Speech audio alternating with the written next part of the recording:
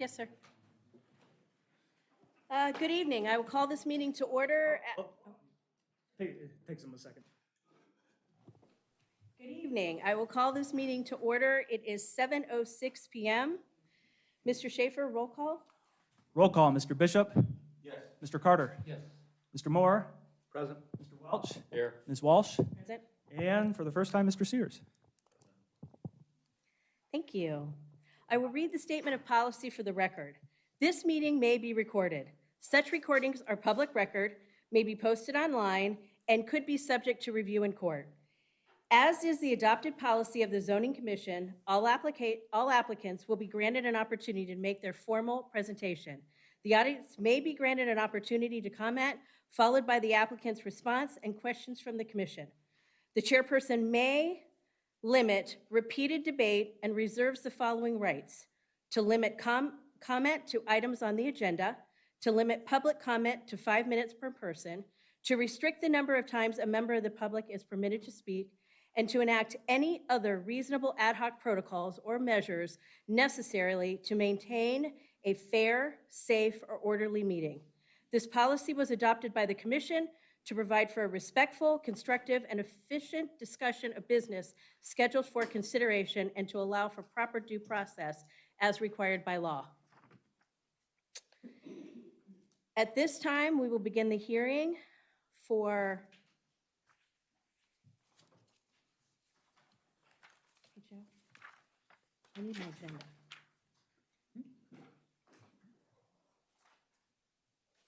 I have this one. Oh, wait, right here. It's this item right here. Mirasol. Okay, there we go, okay. I would like to read the legal notice.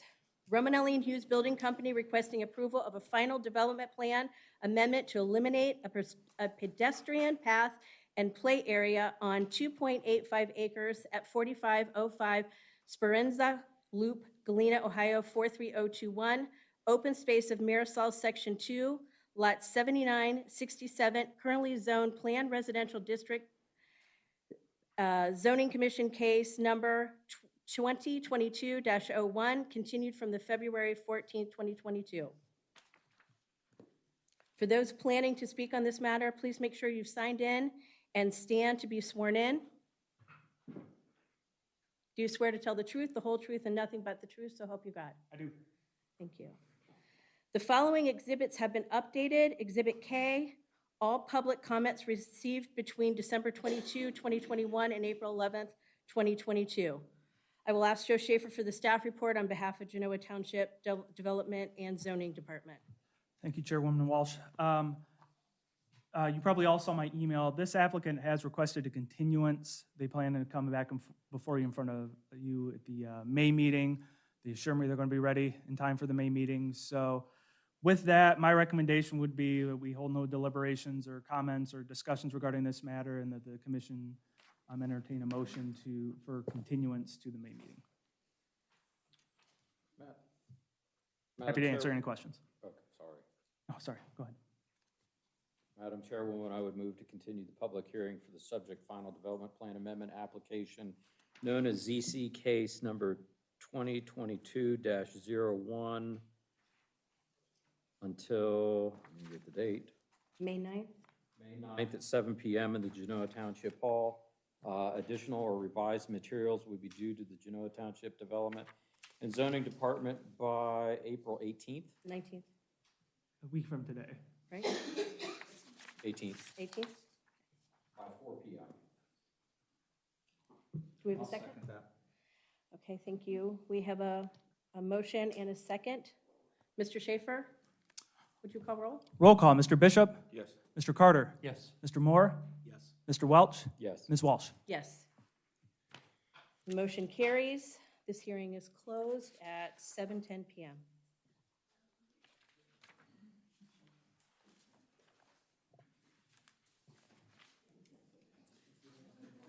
I will call the following hearing to order at 7:10 p.m.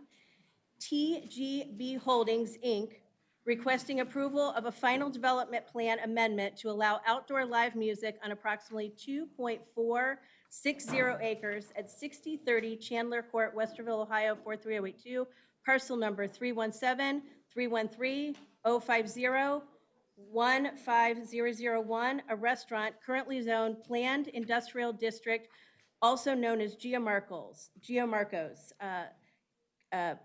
Zoning Commission case number 2022-04. For those planning to speak on this matter, please make sure you've signed in and please stand to be sworn in.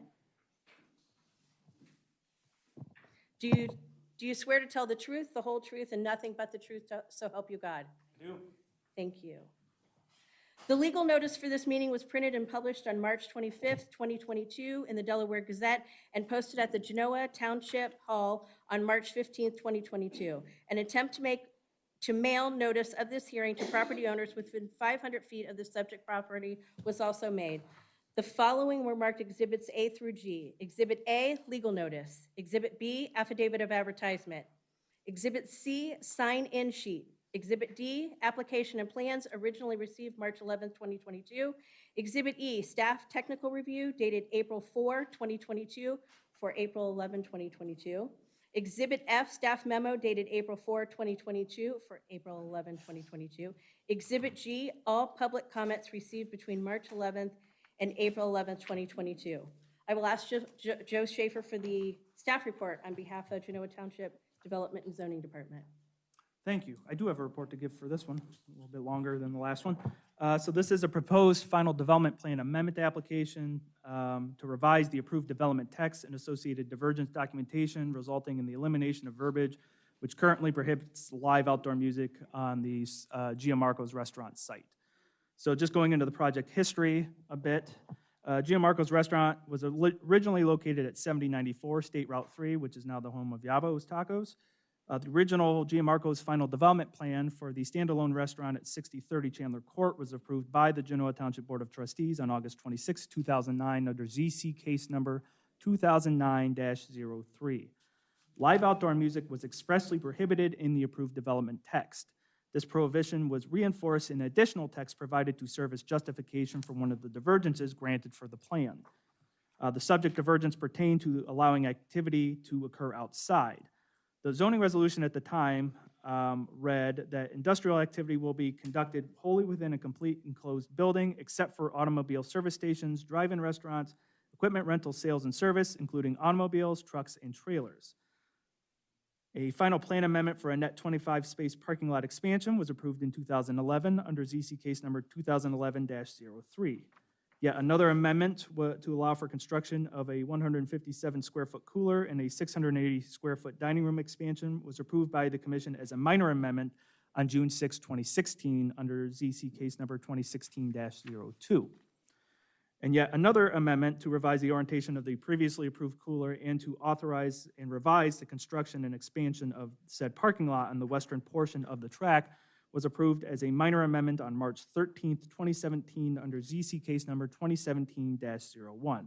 Both of those improvements have been constructed. In February of this year, the applicant submitted a non-residential zoning permit application to construct a permanent 10-foot by 14-foot stage covered by a 12-foot by 16-foot roof adjacent to the existing patio where a temporary structure was sometimes erected for a similar purpose. The stage itself will stand approximately 14 inches thick in terms of from the ground level to the top of the stage thickness, while the entire building, including the roof, will measure no more than 10 feet total in height. Staff determined that this improvement was a permanent accessory building that could be administratively approved under the authority granted to the zoning inspector in section 2710.01 of the Township Zoning Resolution, since it fell within the spirit and intent of the development plan, so long as zoning compliance was demonstrated and no code relief, i.e. divergences, were necessary. The applicant was able to demonstrate zoning compliance. As such, the zoning permit for the improvement was subsequently issued on March 11, 2022 under permit number 2022-058. While researching the proposed improvement, staff discovered the text prohibiting live outdoor music in the approved development plan. Staff advised the applicant that if they wish to utilize the proposed stage for live outdoor music, they would need to formally request an amendment to the approved development plan text, since the prohibition was codified as part of a granted divergence and thus beyond the authority granted by Section 271001. Staff made it clear that such a request is not a guarantee, and moving ahead with the installation of the permitted stage is at the applicant's own risk prior to getting any approval this evening. The proposal is limited to revising verbiage in the approved development text and associated divergence documentation. For clarification, the revision would effectively allow live outdoor music on the site, as there would no longer be an express prohibition against it in the development text. The approved development plan already allows the applicant to utilize outdoor speakers for ambient music. It also permits outdoor dining, recreational game courts, including bocce, and outdoor child play areas, so other activities that do cause noise. The applicant has submitted documentation stating why they believe the application should be considered a minor amendment. Said documentation references the standards of review set forth in Section 2710.03 of the zoning resolution. In regards to divergence requests, no new divergences are requested. All previously granted divergences will remain in effect as approved, except as noted below, which is divergence request number 1, granted August 26, 2009 by the Genoa Township Board of Trustees, would be amended to delete the sentence, "No live outdoor music will be allowed." And that's again, reference Gianmarco's divergences, page 1, request 1, under outdoor activity, subsection B, 406.06.a, the last sentence of subsection I from the zoning case number that originally approved the standalone restaurant. Regarding staff commentary, restaurant is a permitted use in the planned industrial district under section 1304.02.m of the resolution. The applicant has informed staff that they have been having live outdoor music on the site for years without incident. A search for zoning complaints or violations related to the subject property since 2009 did not yield any results, so we have nothing on file related to any noise complaints concerning outdoor music that I am aware of or could find. The Genoa Township zoning resolution has been reorganized and amended on numerous occasions since the development plan for Gianmarco's was originally approved back in 2009. The zoning resolution now reads as follows, section 1306.01. Activities including parking shall primarily be conducted within a completely enclosed building or other appropriate structural elements unless otherwise permitted herein.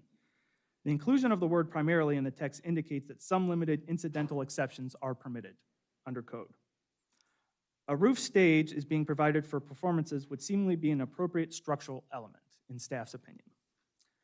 As previously noted, ambient music is permitted outdoors in the approved development text, as is outdoor dining and recreation. I'm also going to cite here section 1306.02 of the zoning resolution, which states, noise from any operation conducted on the premises, either continuous or intermittent, shall not disturb any neighboring residential uses. End quote. I'm going to point out that this language does not prohibit live outdoor music and seemingly allows for some noise to be produced on the site. The requirement does not contain any objective measurable standards. The closest residentially zoned property is the cemetery to the south, however, that is not a residential use. The closest residential use are the dwellings in Highland Lakes Estates to the north. They are separated from the stage by the restaurant's patio, the main restaurant building, the restaurant's parking lot and front yard, Chandler Court, and a single-story commercial building on the northern side of the street. A distance of nearly 400 feet per an informal measurement conducted by staff on the Delaware County GIS website. I'm also going to go over section 1612.01 of the zoning resolution, and I quote, the occupation or use of any lot, building, or structure in any district shall be in violation of this resolution if one or more of the following conditions is found to exist at any time. A, noise or vibration which at the lot line of the lot on which such noise or vibration is produced exceeds a level that is normally perceptible from other activities in the area, significantly out of character for the area, and or poses a direct and immediate threat to public health, safety, or general welfare. And it goes on, but I'm going to end the quote there because the rest of the section does not pertain to noise. Staff's finding under this item of this under the previous item of the memorandum, item 3C1, items 1 through 3, where I just went through and discussed the language of the noise provisions in the code really apply here as well in staff's opinion. The Genoa Township Police Department has confirmed that the restaurant has a liquor license and thus would be subject to the police-enforced Genoa Township Noise Resolution, which is Resolution 07-26, adopted September 12, 2007. Given that the restaurant falls under the purview of the noise resolution, trying to further regulate noise via zoning seems somewhat unnecessarily redundant.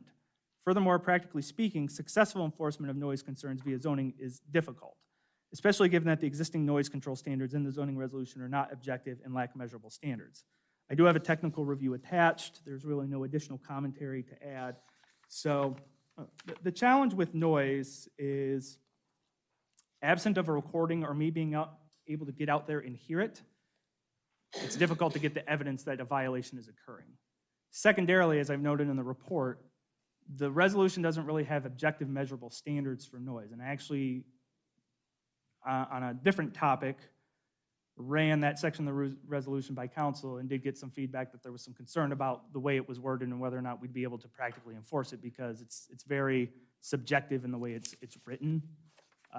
So because Giamarco's is subject to the noise ordinance, like I said, staff does feel like there's probably adequate protection in place regarding any noise violations or disturbing the peace kind of thing under the provision that would be enforced by the police department. So just to wrap up, I don't know what kind of relationship Mr. Bernardo has with the Cemetery of the South. Perhaps he could speak better to that. I know in years past, that's really just been the only concern with anything that's gone on in the Giamarco site. It's just making sure any of the activities on site wouldn't be disruptive to any of the services or ceremonies that would be going on the cemetery site. So with that, Madam Chairwoman, I will turn it back over to you. Thank you so much. I'll ask the applicant to present his application.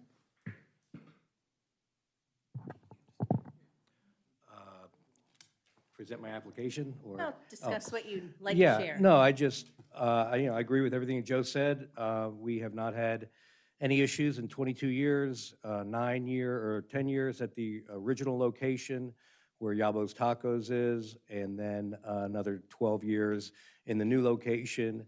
Like I said, we've never had any issues whatsoever. We don't put on like rock concerts or, live bands. It's generally one singer, vocals, and a guitar, sometimes two, maybe three, but generally just, ambient music that goes with a dining experience. People are talking, having conversations at the tables, so people are eating. They're not, we don't overwhelm them with loud music. They don't come to Giamarco specifically to watch music.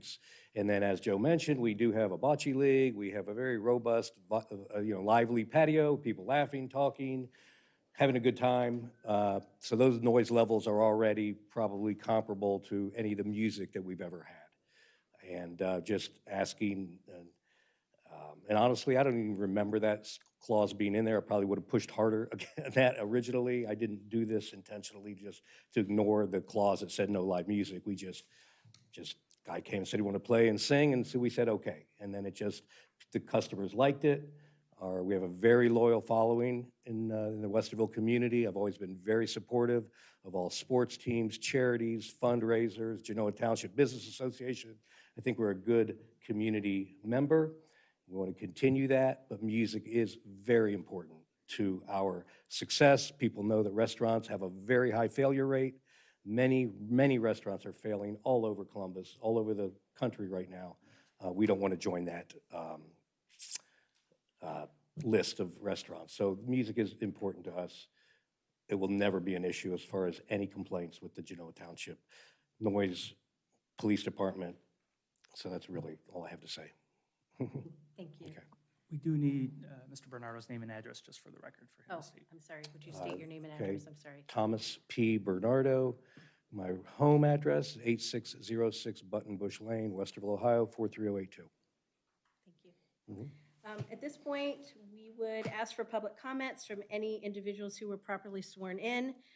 If you'd like to share your comments, we're going to ask you to come to the lectern here. Please be reminded that per our rules of procedure, we will have and allow 5 minutes per person per hearing. Please.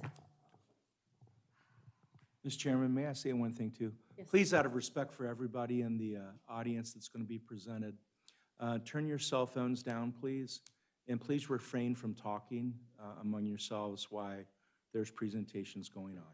Thank you very much. Good evening. Please My state your name and address. I knew that part. My name is Sandra Faulkner. I live at 6800 Big Walnut Road.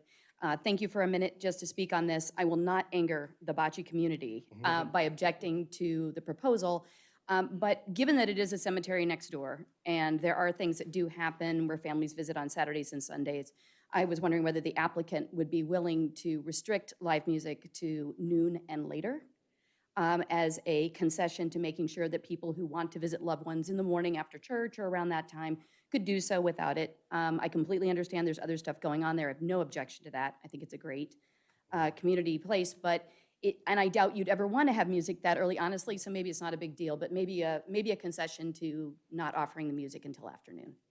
Thank you. Okay, yeah, we've never done that, and we really don't have any plans to do that, and I appreciate that and obviously respect that. And I see when they put the blue tents up over there, and there is a burial going on, and we're very aware and respectful of that. I don't know if we need to make it official or not, but we do not. Generally, on a Sunday, when we do have it, it starts at about 4 p.m., 5 p.m. when the bocce league starts, and on Saturday, it's about 6 p.m. There really wouldn't be any reason to have it before that unless, you know, if we had a wedding ceremony. We do some weddings and some anniversaries, but I just don't see it ever being a situation where we would have that. So, I mean, I think that's a very reasonable. I don't know if we need to formally add that, but I just would say that that's never been an issue, and I prefer not to put it in writing, but, you know, it's something that we don't have any plans on doing. Thank you. I'd like to turn that over to our commission to discuss. Joe, I have a question. Is there with the noise ordinance, a time that you must stop playing music? I know there are timeframes in there, but since I don't enforce it, I can't remember off the top of my head what they are. That would be a policing. Yes, issue, I the believe. police, yeah. I There want to is- say there it's is time midnight to limit. 6 a.m. That's the number that jumps out, but please don't quote me on that because I don't know for sure. Ms. Bernardo, what are your hours? I can shed some light on that. So we generally, we have a very early crowd, and I like it that way. I don't want to compete with classics. I don't want to have a late night drinking establishment. Our hours, published hours, are, I think, 9 p.m. on Sunday we close, 10 p.m. Monday through Thursday, and 11 p.m. Friday, Saturday. Now, our liquor license is, I think, 2 a.m., but generally the entertainers start at 5:30 and they play 3-hour sets, 8:30. In the summer, we move that back to 6 to 9, maybe 6:30 to 9:30. So that's when the music stops. The patio, generally, the bocce games, the last game starts at 9:30. It's over at 10:30. You know, people are out there just enjoying themselves. You know, we can stay open till 11 or 12, but generally there's just a handful of people out there. I like to go home early. My staff likes to go home early. That's just kind of who we are and what we do. So. I think the Genoa ordinance, noise ordinance does cover the times, and so that's in writing, so we wouldn't really need to add that in there. Does the stage, does it kind of block sound going from behind you? So where the musicians play? It's literally about an 8-inch platform. It's about the size of maybe 2 of these tables, if you put them like that. There's 4 posts and a little roof on it. It's almost like a tent you see at a tailgate party, but it is structural. Behind is a cemetery, and there's nothing there. So, yes, sir, go ahead. So if they were, I mean, if you put it back on that so that, you know, that, would that block some of the music? Is that something you could do? It may actually reflect it and make it, you know, bounce more forward. I think if you look at the map and you see where almost that arrow is, where that little arrow is now, right there, that's where the stage is located. So if you see there is nothing anywhere behind that for hundreds and hundreds of yards. My only other concern was if we allow this noise, if we allow live music, would there be somebody else who would take advantage of that, maybe come in and that's kind of a wide open thing? I don't know if there's a way to say acoustically generated. I know there's amplifiers and things like that, but I don't know if we should put a limit on that or not. It can be difficult with the limitations. We have to remember, it's got to be something that I'm going to be able to go out and reasonably enforce Right. and be able to determine as a zoning inspector. And also remember, I can't just enter property. Now, obviously, with it being a restaurant and a public establishment, it's a little bit easier for me to get on the property. As long as they're open for business, I can probably go out there and see what's going on. But with any conditions, I always caution the commission to try to keep in mind the administrative aspect of how easy it's actually going to be able to prove something, obtain that proof, and for us to staff, because I usually, even though I'm salary and I technically am on the clock all the time, I'm generally not working at 9 PM on a Friday night.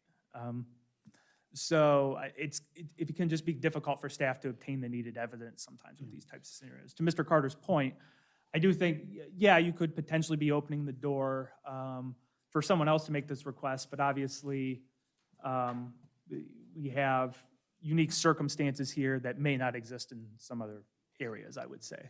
I just appreciate Jim Marcos coming in and trying to resolve this and making it fair. Thank you very much for coming in. No, thank you, appreciate it. No, we want to do the right thing.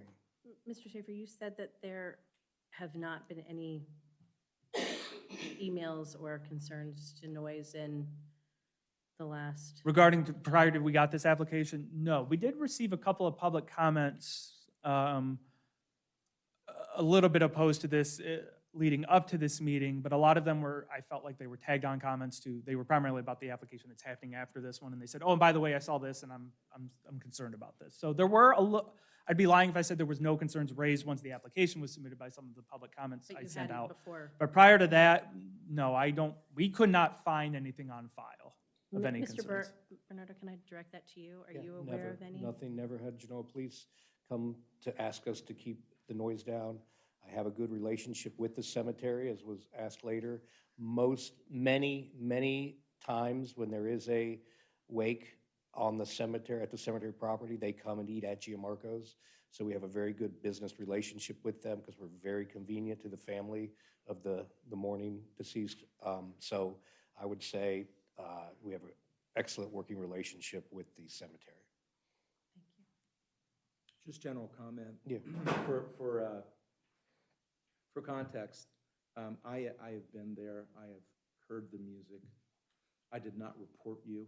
Okay, thanks. Shame on me. But to the point of the sound, the thing that I can share for our committee and for the group, there's a very large stance, if you see there, of pine trees. It provides a very strong cover. It's very I think dense. that, although they're not permanent and structural, they certainly do inhibit the noise. And I think that everything that you've represented thus far, again, for context, is exactly what I witnessed in times that I've been there. It's not a loud music venue. It's usually an individual with a guitar or a couple, 2 or 3 people. So that's all I have, Mr. Chairman. Thank you. I'm not in favor of the change. And this isn't against Mr. Bernardo, but this requirement was implemented as part of the variance in the first place for a reason. And I note that it was even after the township adopted the noise ordinance that's enforceable by the police department. You own the business today. Once this is voted on and over with, if you sell that business, it never comes back to us. But I believe there is the protection of the Genoa Township Police Department. Well, there's already protection Yes, sir. in the fact that you can't have live music. I mean, I'm just not in favor of it. I mean, it was implemented for a reason. Obviously, because of the nature of the residential development and the cemetery surrounding the business. It's an entirely separate issue, the fact that we've not enforced the zoning ordinance with respect to live music going on there. And I have an issue with that, but that's just my position. To the public comment, I think if we just put a couple things in, like maybe a time from noon to 10, and you're well within that, and that wouldn't really interfere with what you're doing, is that correct? Yes, sir. But we have that on the record to keep somebody who does want to have a nightclub open till 1 in the morning, which is very unlikely it's going to happen in Genoa Township. But to put a parameter in like that's not a bad idea, I don't believe, Yeah, so my suggestion would be if that's what the commission is interested in doing, that you get clear acknowledgement from the applicant via the line of question that he is agreeing to that stipulation, and then furthermore codifying it as a condition of approval in any kind of motion you would make. Okay. I think we'd also have to understand that a new business would have to apply. No, they don't. To get their liquor license to do all the things that. They don't have to come back to the zoning commission. No, but they still have to go through the same process of any restaurant, any club. Yeah. And then obviously, we can always look at the zoning resolution if we feel like we need to tighten something up somewhere. That's always an option at our disposal, too. That's true. Mr. Bernardo, would you be comfortable consenting to not having music prior to noon on Saturday or Sunday? Yes. Okay. And how late? To close or to midnight or? 11 PM, I think, is reasonable. Okay, so you would have music from noon to 11 PM daily? Would that be Yes. acceptable Yes. to you? Okay, so I think we probably need to look at this as a potentially determine if it's a major or minor amendment. Yes, so again, as I mentioned, if you are going to establish a condition, agreed upon a condition of approval, I would recommend that condition be expressly stated in any kind of motion that's made. And then furthermore, if you want that documented in the development text, if Mr. Bernardo is agreeable, perhaps you could also, maybe on the condition that he provide an updated copy of the development text just to be placed on file, so we get that condition in writing. Because sometimes what happens with these conditions is they're in the motion, and when materials get pulled, people don't always know that they need to look in the motion as well as the development text for stuff, so it's always easier if we can put it all in a one-stop shop kind You'd of like deal. it to read that he is to provide, Yeah, he could provide staff amended copy of the development text incorporating the agreed upon time limitations by some sort of agreed upon deadline with the applicant. okay, so at this point, regarding section 271003, should a final development plan amendment request represent a substantial departure from the intent of the original proposal? Example, a major amendment, said modification or amendment shall be subject to the submission requirements and procedures set forth herein. The following shall be considered a substantial departure from the original application, and following review and recommendation for the zoning commission shall be subject to a final consideration by the township trustee. I think we need to determine whether it's a major or minor. So a significant change in the use or character of the development, a significant increase in overall coverages of the structure, an increase in density, an increase in the problems of traffic circulation and public utilities, a significant reduction in approved open space, a reduction of required off-street parking and loading space, a reduction in required pavement width, or a reduction in the acreage of the planned development. So I think at this point, do we need to look for a motion to see if somebody considers this a major or minor? May I make a statement? I've had my hand up. We're past public comment, but thank you, we're now in the committee's I live discussion. in that area, that's why I wanted to comment. Not a bad idea. Ma'am, I'm sorry, we did pass public comment. Is the committee looking to make it as a major or minor motion to the final development plan? For what it's I would worth, I consider think it minor. removing, Go ahead. I think, for what it's worth, I think removing a condition of a variance would be considered a major amendment. Well, I think we've done that before, and it's not always necessarily been considered a major. I think oftentimes we've looked at them before as minor. I think we have to look at the spirit and the intent and what's been taking place in the community when we're discussing whether it's a major or minor. I think, Ms. Chairman, if you wanted to go down and have maybe a feedback from each of us as we have conjecture. Mr. Bishop? Yeah, I would consider it a major change, but with the stipulations of the time, you know, that, I think that lessens it a little bit, but nonetheless, I agree with Mr. Welch that this would be a major change to the ordinance, to the zoning. Mr. Carr? Cons- It has been going on for a long time, even though it's not allowed. I see it as a minor one. I don't see it as changing parking lot size. It's not density. It's not a total different function of the building or anything. I just believe it's something that's been there, and we could resolve, believe we could resolve it here. Mr. Moore? Mr. Chairman, I believe it would be a minor based on Okay. the example you just provided. And Mr. Welch, you are, I still believe it's a major, also for the fact that you consider that we spent months arguing over light pollution when it came to Genoa Baptist Church. And now we're dealing with noise or sound. I think that's a major. And ultimately, the only effect of whether or not it's a major or minor is whether or not the Board of Trustees has the opportunity to vote on this after us. So I think in the spirit of what we've done, jumping over backwards, making sure that the public has the opportunity to have input and comment, I would think that having the opportunity for the public to weigh in with the Board of Trustees would also be prudent and follow our most recent steps.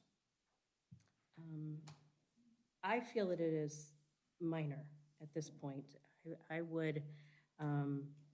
would not feel that this is something subject to looking at it as a major amendment to it at this point,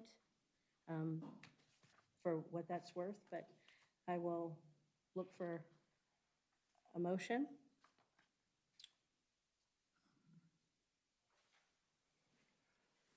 Mr. Chairman, I would make a motion to approve the application with the language that has been established that would delineate the timeframes that I believe we spoke about, Joe, which would be 12 p.m.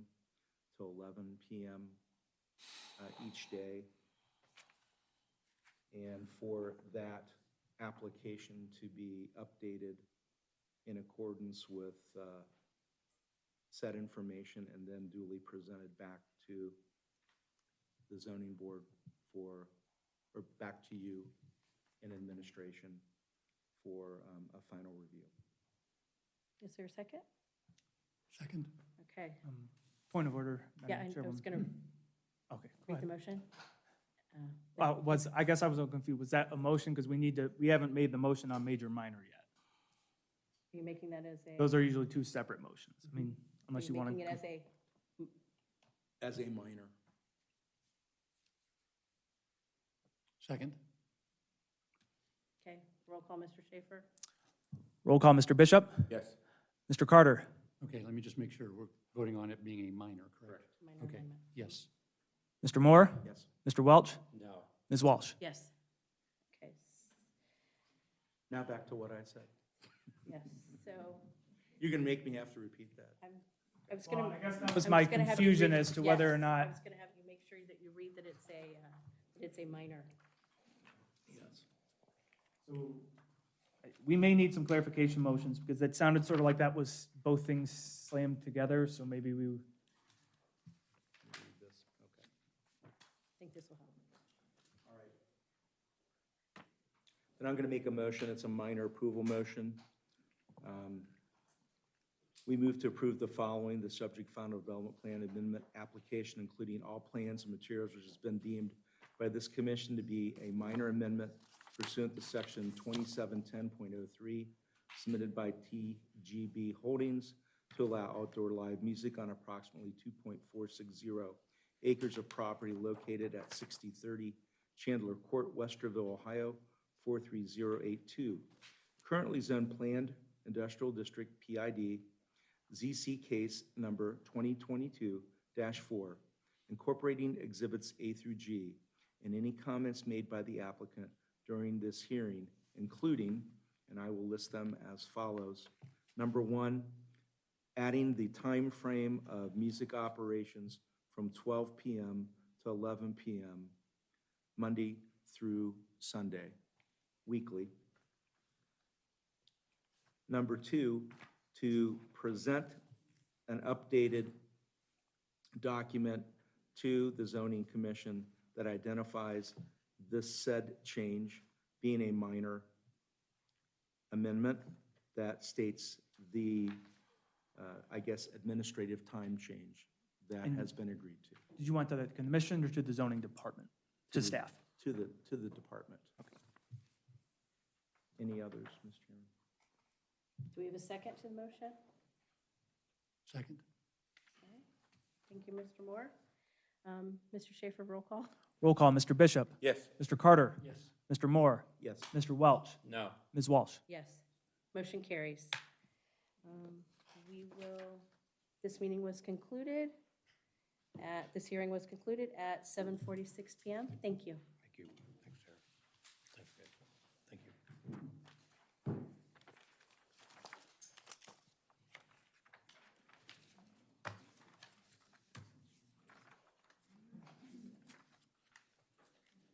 I needed to turn my page. I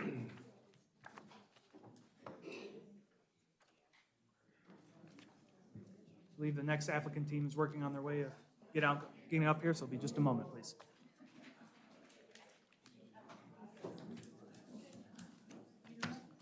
Okay, I got momentary loss there, what the file we were doing. Yeah, I got a little, So, I've got the, so much information, so many pages. yeah, it's like, so she followed, we're gonna follow memorandum, because I'm like, And we were bouncing around and then we skipped a couple, so. yeah, so are we still on the same thing? So yeah, so now we're back, we're starting over here with this is the start of the, Page 11? yeah, 13. Page 13. In our agenda. Page 13 in our agenda. Okay. Okay.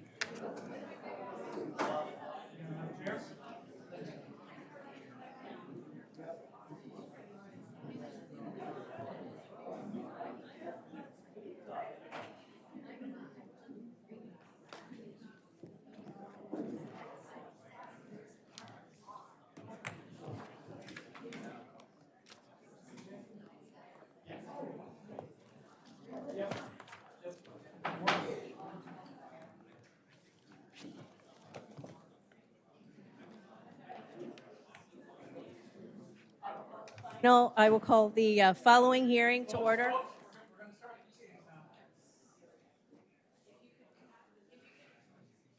So that everyone can hear everyone, we're going to ask, because we are in tight spaces, if everybody would be respectful to the people that are going to be presenting. Thank you.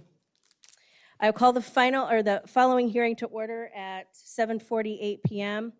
Mary Jo Velardo, trustee of the Philip J. Velardo Senior Irrevocable Trust, requesting approval of a rezoning and preliminary development plan to construct 95 lots on approximately 55.884 acres at the northwest corner of Big Walnut Road and State Route 3, parcel number 317-240-010-32-000, a vacant lot currently zoned rural residential, seeking rezoning to planned residential district, also known as courtyards at Big Walnut, zoning case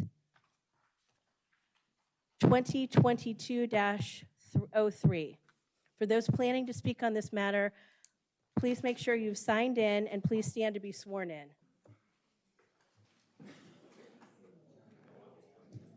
Do you swear to tell the whole truth and nothing but the truth, so help you God?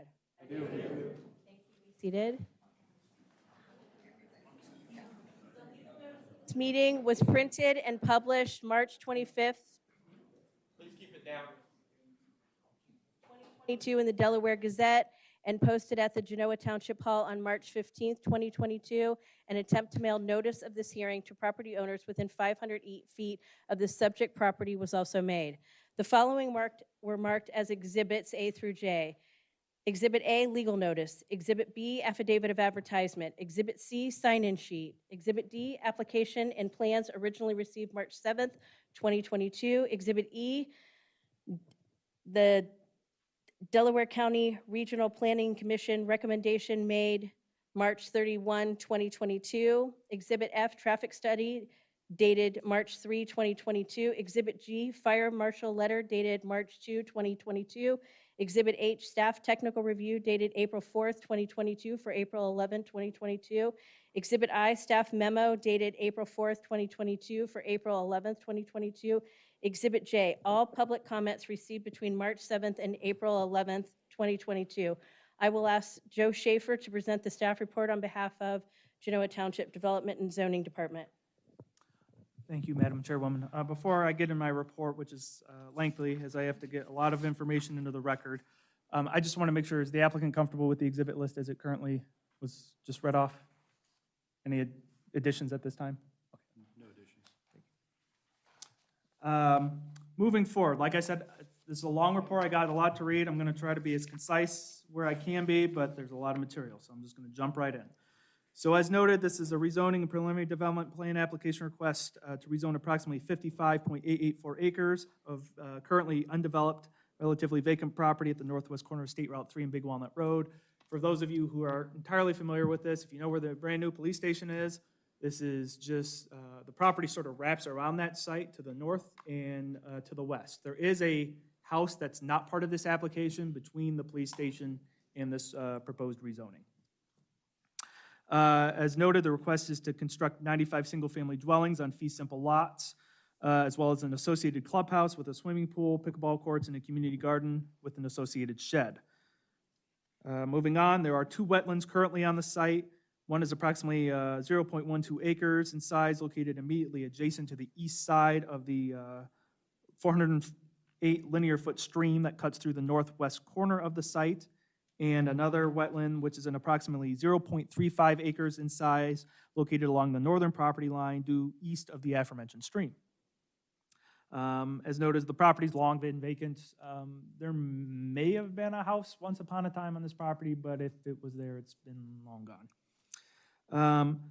Just a little bit of history here. A rezoning application was submitted by Casto in late 2005 to rezone the subject property to Planned Commercial District to construct a project that was then known as Genoa Marketplace, and that was ZC case number 2006-03.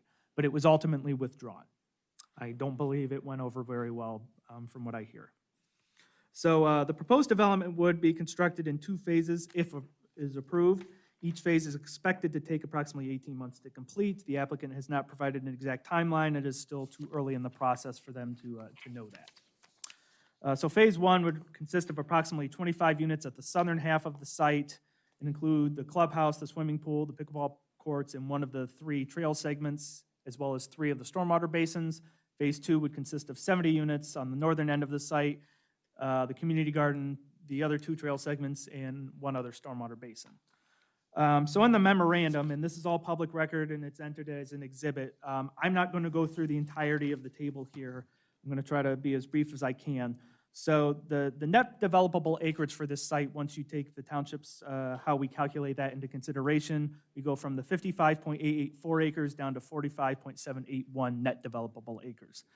And then obviously when you divide out the number of units they're proposing, their proposed net density is 2.078 units per net developable acre. Regarding common opens, and the zoning resolution max permitted density currently is 2.2 units per net developable acre, so their number is below that number. Regards to minimum common open space, they are utilizing the township conservation development standards, which essentially allows for higher density in exchange for more open space. We also give them a little more flexibility in regards to the lot layout and setbacks when conservation development standards are used. They have to provide essentially 50% of the site needs to be dedicated as minimum common open space. They are currently at 51.6%, so they are above and beyond the minimum open space requirement. Regarding setbacks, as you recall, we have all sorts of setbacks established for PRDs around the perimeter of the site, around primary conservation areas, around stormwater basins, for the proposed parking lot servicing the clubhouse, as well as for the proposed swimming pool. The proposal complies with all of those setbacks, so I'm not going to, I can break those down if the commission has any questions about those, but I'm just going to leave it at that right now, that the proposal complies with all of those established setbacks. In regards to the proposed lot width, lot area, and the setbacks for the individual proposed lots, there are no specific requirements in the zoning code, because like I said, they're using the conservation development standards, so they don't have any minimal thresholds that they have to reach there, other than obviously any of the building separations would have to meet the fire code requirements. Also, the applicant has agreed to comply with all the township standards related to building height, the minimum home size in the plan, and the driveway, all the designs related to the driveway, with the exception of the setback from the intersections, which I will speak to later in this report. Moving on, I'm going to speak in regards to access and traffic. The proposed development would be accessed currently via U-shaped road configuration connecting to Big Walnut Road. And Mr. Benson's going to pull it down there momentarily so you can see that. Each intersection with Big Walnut Road appears to be a full access intersection.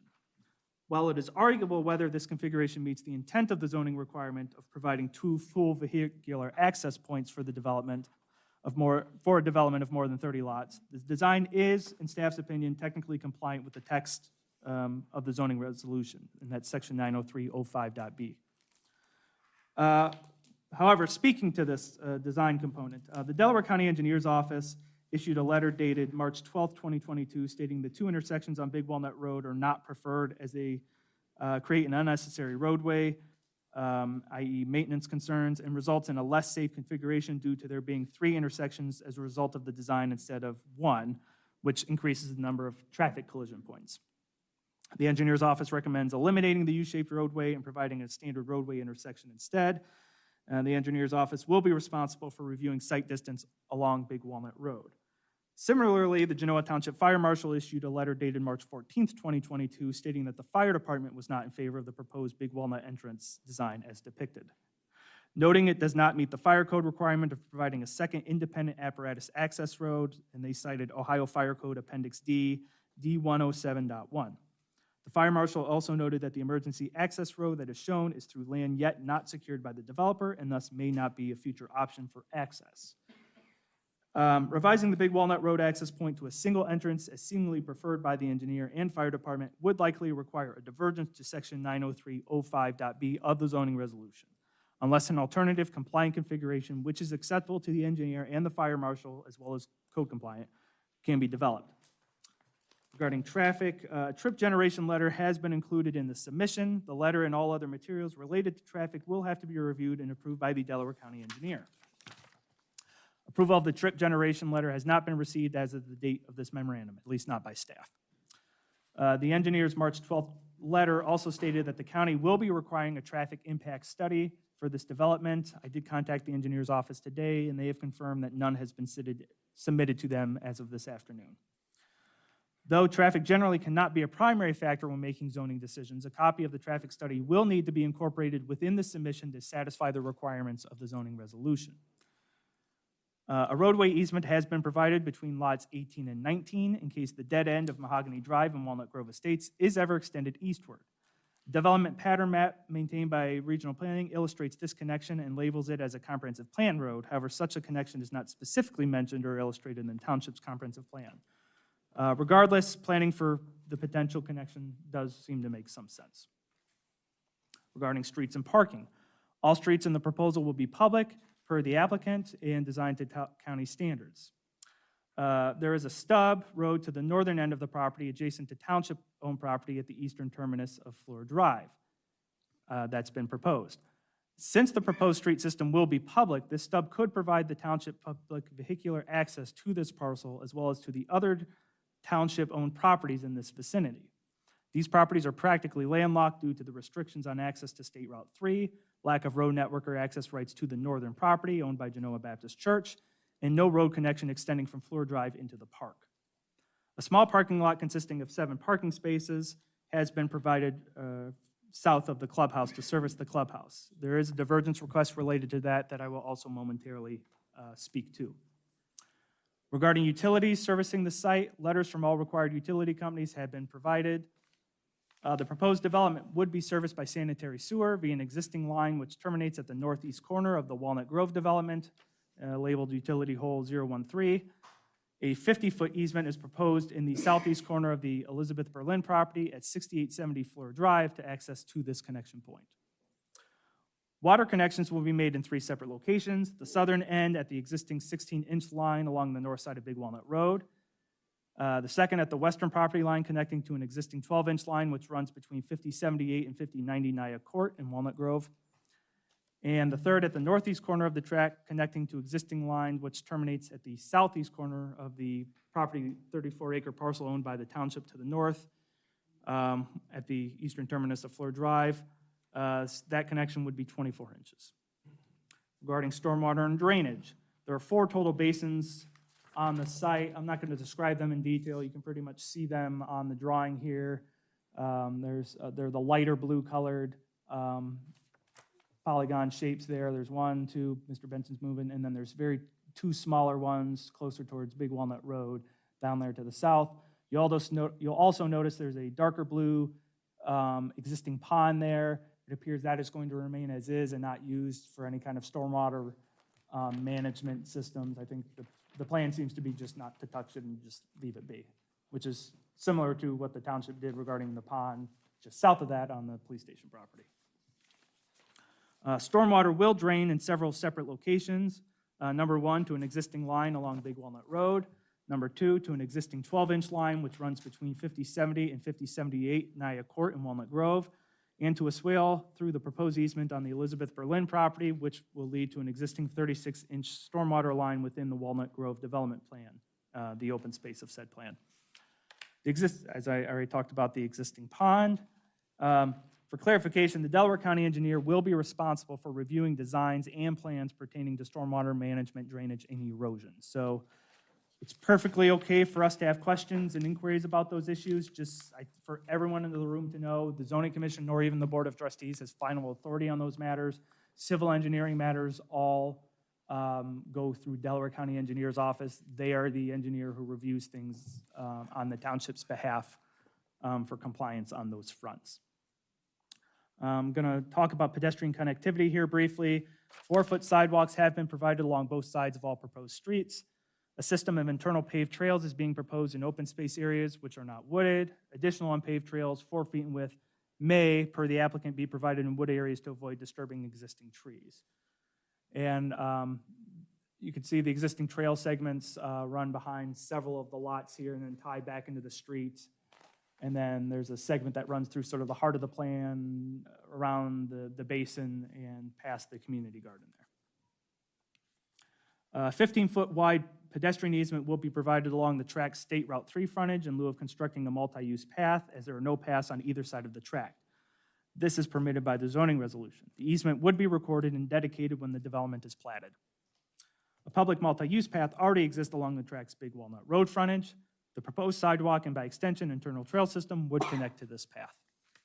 Regarding landscaping, the applicant has generally agreed to the landscaping requirements set forth in section 90303B of the zoning resolution, but has opted to not provide specific details or perform a tree survey at this time, preferring to wait until the final development plan application. The latter item is going to require a divergence, which I'll speak to more momentarily. The applicant has noted they anticipate a majority of the existing trees on site will remain. The proposed parking lot serving the clubhouse will be screened from the neighborhood to the west via mounding in trees, as currently proposed anyway. Typical landscaping plans for units have been provided.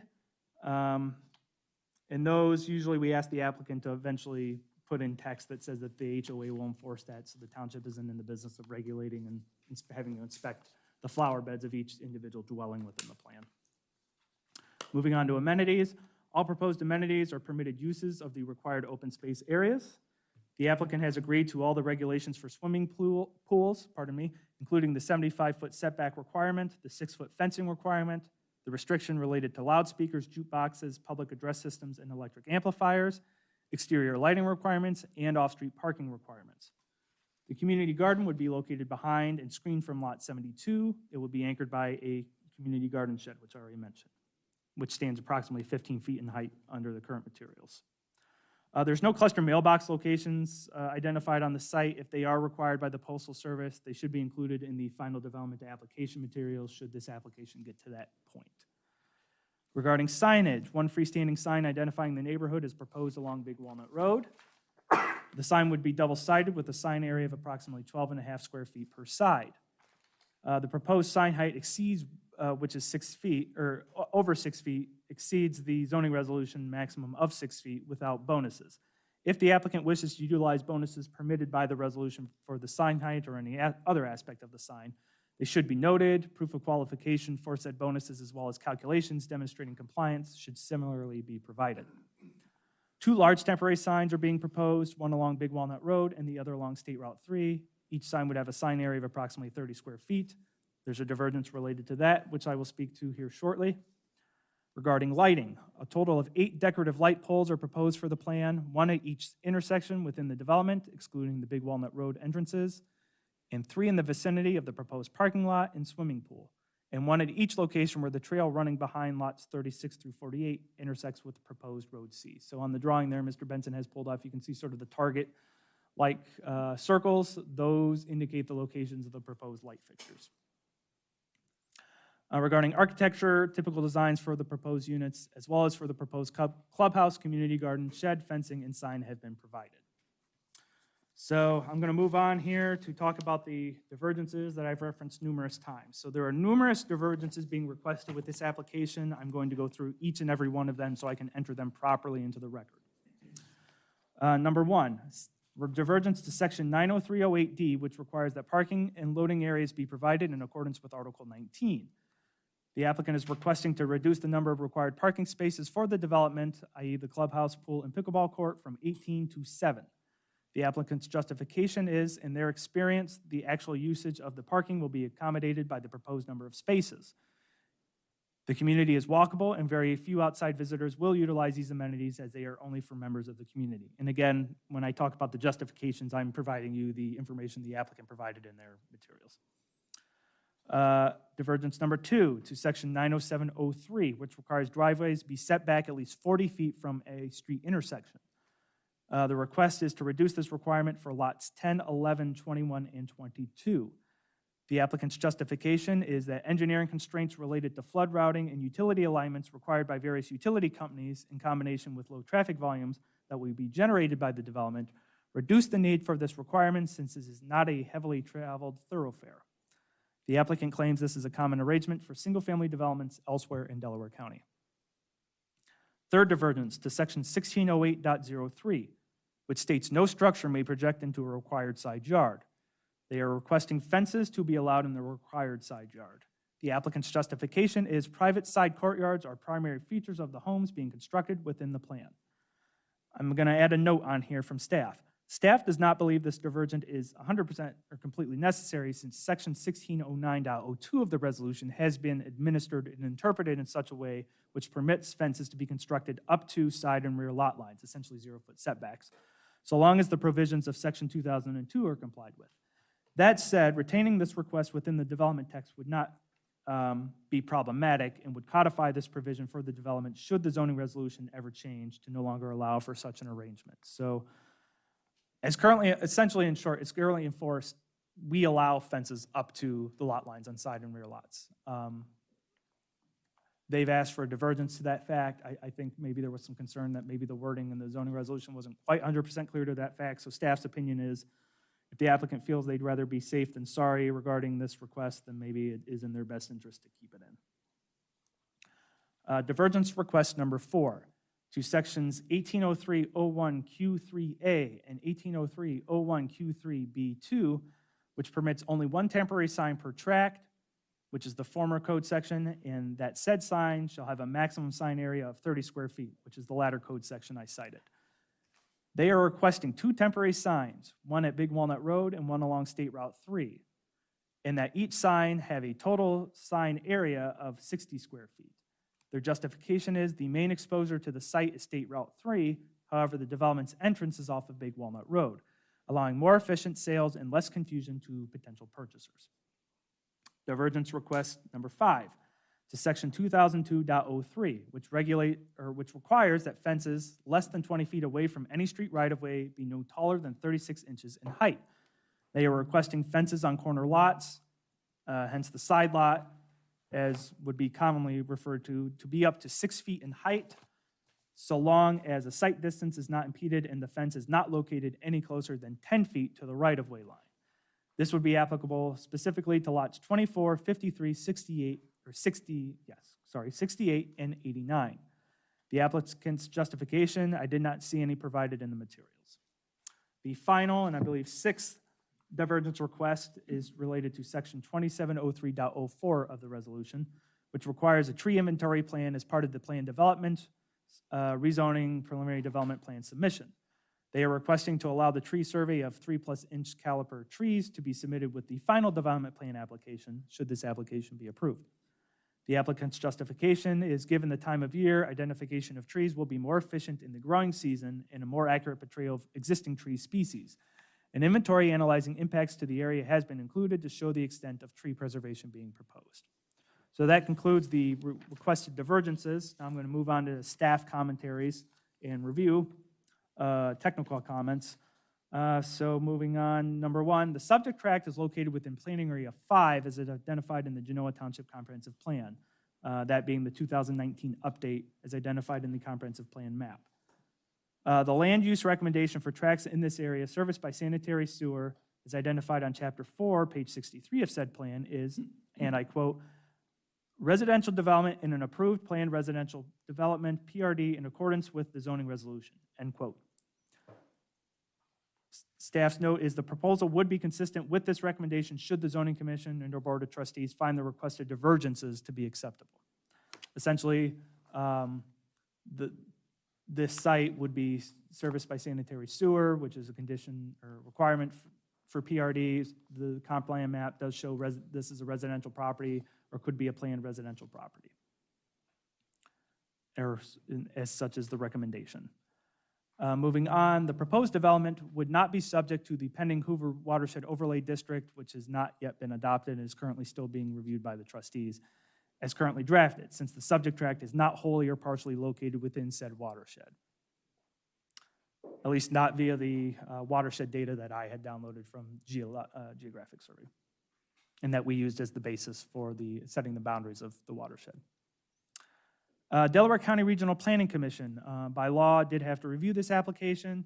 On March 31st, 2022, they recommended conditional approval of the rezoning request subject to the following. Condition 1, an emergency access be provided to Fleur Drive. Number 2, providing roadway easements between lots 18 and 19 should a connection to Mahogany Drive ever become feasible. Number 3, reconfiguration of the entry design at Big Walnut Road. And number 4, relocation of the pool and other amenities to the east side of the road to reduce the impact to adjacent lots to the west. The RPC staff was generally supportive of the recommended divergences, but did note a couple of thoughts in their report. Number 1, the applicant should identify the location of the State Route 3 sign on the plans and establish a deadline for when the sign is to be removed after a certain number of lots have been sold. A staff note, my note, township staff does not disagree with the concept of a deadline, but practical enforcement based on lot sales would be difficult as the township is not privy to private real estate transactions. Regional planning comment number 2 regarding the divergences was the applicant should provide some specific fence configuration examples since this product type has constructed some unusual fence configurations and other similar courtyard style projects within the county. My note is township staff agrees with this assessment. Minimum and maximum fence height restrictions would provide for greater consistency. Township staff has less of a concern with the style materials varying from property to property as it allows homeowners to personalize their space to their taste. Also, from a design standpoint, there is a fine line between consistency and monotony. Regional planning comment number 3 regarding the divergences. They noted some concern regarding the number of parking spaces being provided for the clubhouse and associated amenities. While the applicant's materials indicate that fewer spaces are needed since residents can use the proposed sidewalk network to walk to the clubhouse, regional planning did question whether someone living at the northern end of the site, approximately 1,600 feet away, would really walk to the clubhouse. My note to that is township staff generally does not oppose commercial parking lots being reduced in size, as historically these sites have been overparked, resulting in inefficient use of land, larger amounts of stormwater runoff, and poorer aesthetics. That said, the proposed number of spaces does seem to be a little small and potentially unable to handle demand should all 3 of these amenities be used at the same time. I will go through my technical review momentarily. As a reminder, since this is a preliminary development plan application, the applicant is not required to provide specific details for every aspect of the plan. Submitted materials are non-binding and tentative in nature. Layout and design materials need only to be conceptual in nature and for the purposes of generally describing, illustrating, and supporting a plan development, as identified in the definition of preliminary development plan as well as preliminary development plan text, noted in Article 4, Section 402 of the resolution. Moving on to my recommendations. Number 1, provide one or more easements to allow for any future path along State Route 3 to connect to the looping trail proposed behind lots 36 through 48. Number 2, revising the proposed front yard setbacks so they are consistent on every lot. Right now, there's some are 20 for corner lots and 25 for other non-lots. Just from an administrative standpoint, it makes staff's administrative life a little easier if those numbers are consistent. Number 3, if the two entrances are consolidated into a single entrance, locating it in such a way that the headlights from vehicles exiting onto Big Walnut Road shine between the homes located at 6838 and 6874 Big Walnut Road, which are across the street. Number 4, designing the internal streets so that on-street parking can be provided on the non-hydrant side of the street. I'm not going to read this whole section, but essentially what we've gotten some feedback from some of the other condo projects that they don't have enough parking. So the idea is, yeah, they've got a clubhouse or that they're not going to have these huge gatherings in these types of units, but they do.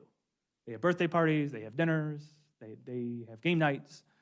And I know, I want to say it was Courtyards at Maxtown specifically was the one sort of trying to figure out how they could make that work. So I feel like on-street parking, it's not right for every neighborhood, but in these neighborhoods where possibly they're a little more condensed with driveways. I know they've got garages, they'll probably hold 2 cars. In a driveway, they can hold 2 cars, and that's 4 cars. But I know a lot of homes end up filling up their garages with other stuff, and then now they're parked in the driveway, and now there's no room for visitors. So just some educated or some feedback that I have based on sort of feedback I've heard from some of these communities over the years. Items number 5 and 6 in the memo regarding to my recommendations really pertain to the development text and changes I would recommend making to the development checks. And candidly, they're really only going to be pertinent if this application is approved and we actually get development text at a final stage that it's going to have to be enforced. So I'm not going to dive into details. They're really there just for the applicant to know that should they get to the final stage, I'm going to be looking at that kind of stuff and maybe asking for those changes at that time frame, or at least recommending them. Comment number 7 in the report is, should this application be approved, the following items should be considered for the final development plan application. These are a little more pertinent and substantial, which is why I'm going to go through them. I do want to note for the commission's purposes, though, that any of the recommended conditions that I have here cannot be conditions for rezoning approval. It's just food for thought down the road. We generally are dissuaded from putting conditions on a rezoning approval. First recommendation is that the proposed trails between and behind homes should be constructed prior to any lots being sold. If they are not, signs should be erected to identify and or illustrate the future trail locations, the starting points, and the fact that it's adjacent to a lot, as well as the community garden and shed, so that prospective buyers are aware of them. Too often, plan amendment requests to remove these amenities are sought because their existence were not communicated and thus become a source of contention with residents who have already moved into the plan. Second recommendation is signs or some other sort of type of marker should be erected at the northern end of proposed Road B in between lots 18 and 19 prior to lots being sold to identify the potential future road connections in these locations, much for the same reason that I'm recommending the trails be marked, so they are not surprises later. I would love to think that all of those facts get communicated to buyers prior to them purchasing a lot, but just again, in my experience, those types of developments often are not and then become unpleasant surprises later. And I have to have uncomfortable conversations with people that those items were agreed to and put into place months, if not years, before they even purchased their lot. So finally, ending the memo, should the request for rezoning be approved, the applicant will be required to obtain engineering approval from the county, approval of a final development plan from the township, and a subsequent second zoning step, and appropriate permits prior to constructing any units. And I promise I am close to being done. I'm going to highlight the more pertinent comments from my technical review that I submitted.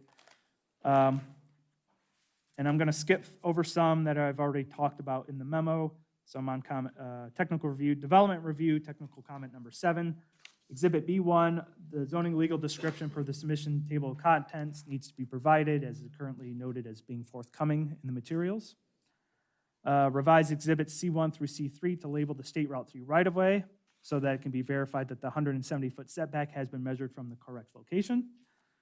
Revise Exhibit E3 to show that 20-foot setback will be provided around the unmitigated portions of wetlands adjacent and or currently located within lots 20, 21, 26, and the northern stub of proposed Road B, as the unmitigated portions of the are considered primary conservation areas under Section 90304A of the resolution. I'm going to go off script here just momentarily on the wetlands. I do want to point out that like stormwater and drainage, wetlands is something that is handled and managed well above the township level. We don't have any regulations regarding their disturbance, nor can we really enforce any mitigation on that front. Obviously, the commission members will have their opinions and feelings about the disturbance of the wetlands, but regarding mitigation themselves, that is all stuff that's handled at the state, if not federal level when it comes to wetlands. So I'm just putting that on the record. Again, doesn't mean you can't talk about it and have thoughts and feelings on it. I just want to make it clear for the room that ultimately, wetlands and mitigation is not something that falls under the authority of township zoning. Comment number 10, under development review, identify on one or more of the drawings that the typical dimensions of the proposed off-street parking spaces in the parking lot will be 10 feet by 20 feet long to demonstrate compliance. Comment number 11, provide the phase lines on each plan drawing to make it clear which phases the lots, improvements, and landscaping on any given drawing fall within. Comments 12 through 16 primarily relate to making revisions and cleanup in the development text for the purposes of clarification. They relate to codifying the clubhouse trash pickup, that the clubhouse is not subject to Section 1711 of the resolution, codifying the proposed lot size and proposed yard setbacks in the development text. As staff, when we have to pull that up years later for enforcement, usually the development text is the first place we're looking for that information. And identify the divergence that's been requested relative to the fence location. It just wasn't cited in the text. We just need to make sure it's cited in there just for purposes of clarity for the record. And I'm actually going to circle back around to the clubhouse trash pickup. Normally with trash pickup in a residential neighborhood, it's obviously picked up on a home-by-home basis, and we don't have a facility like a clubhouse where there could be more trash than normal accumulating, especially after parties. We've had incidents in the past at some of the golf courses that are in residential districts where after a big event, their dumpster has overflowed and we had to contact them and say, hey, you guys need to get that taken care of. So we've modified the code to make sure we have language about trash pickup, and I just want to make sure we get that incorporated in the development text. Again, I'm not going to be babysitting the trash pickup at each of the home lots should this be approved, but I'm more concerned about abnormal volumes of trash being collected at the clubhouse after a party or an event.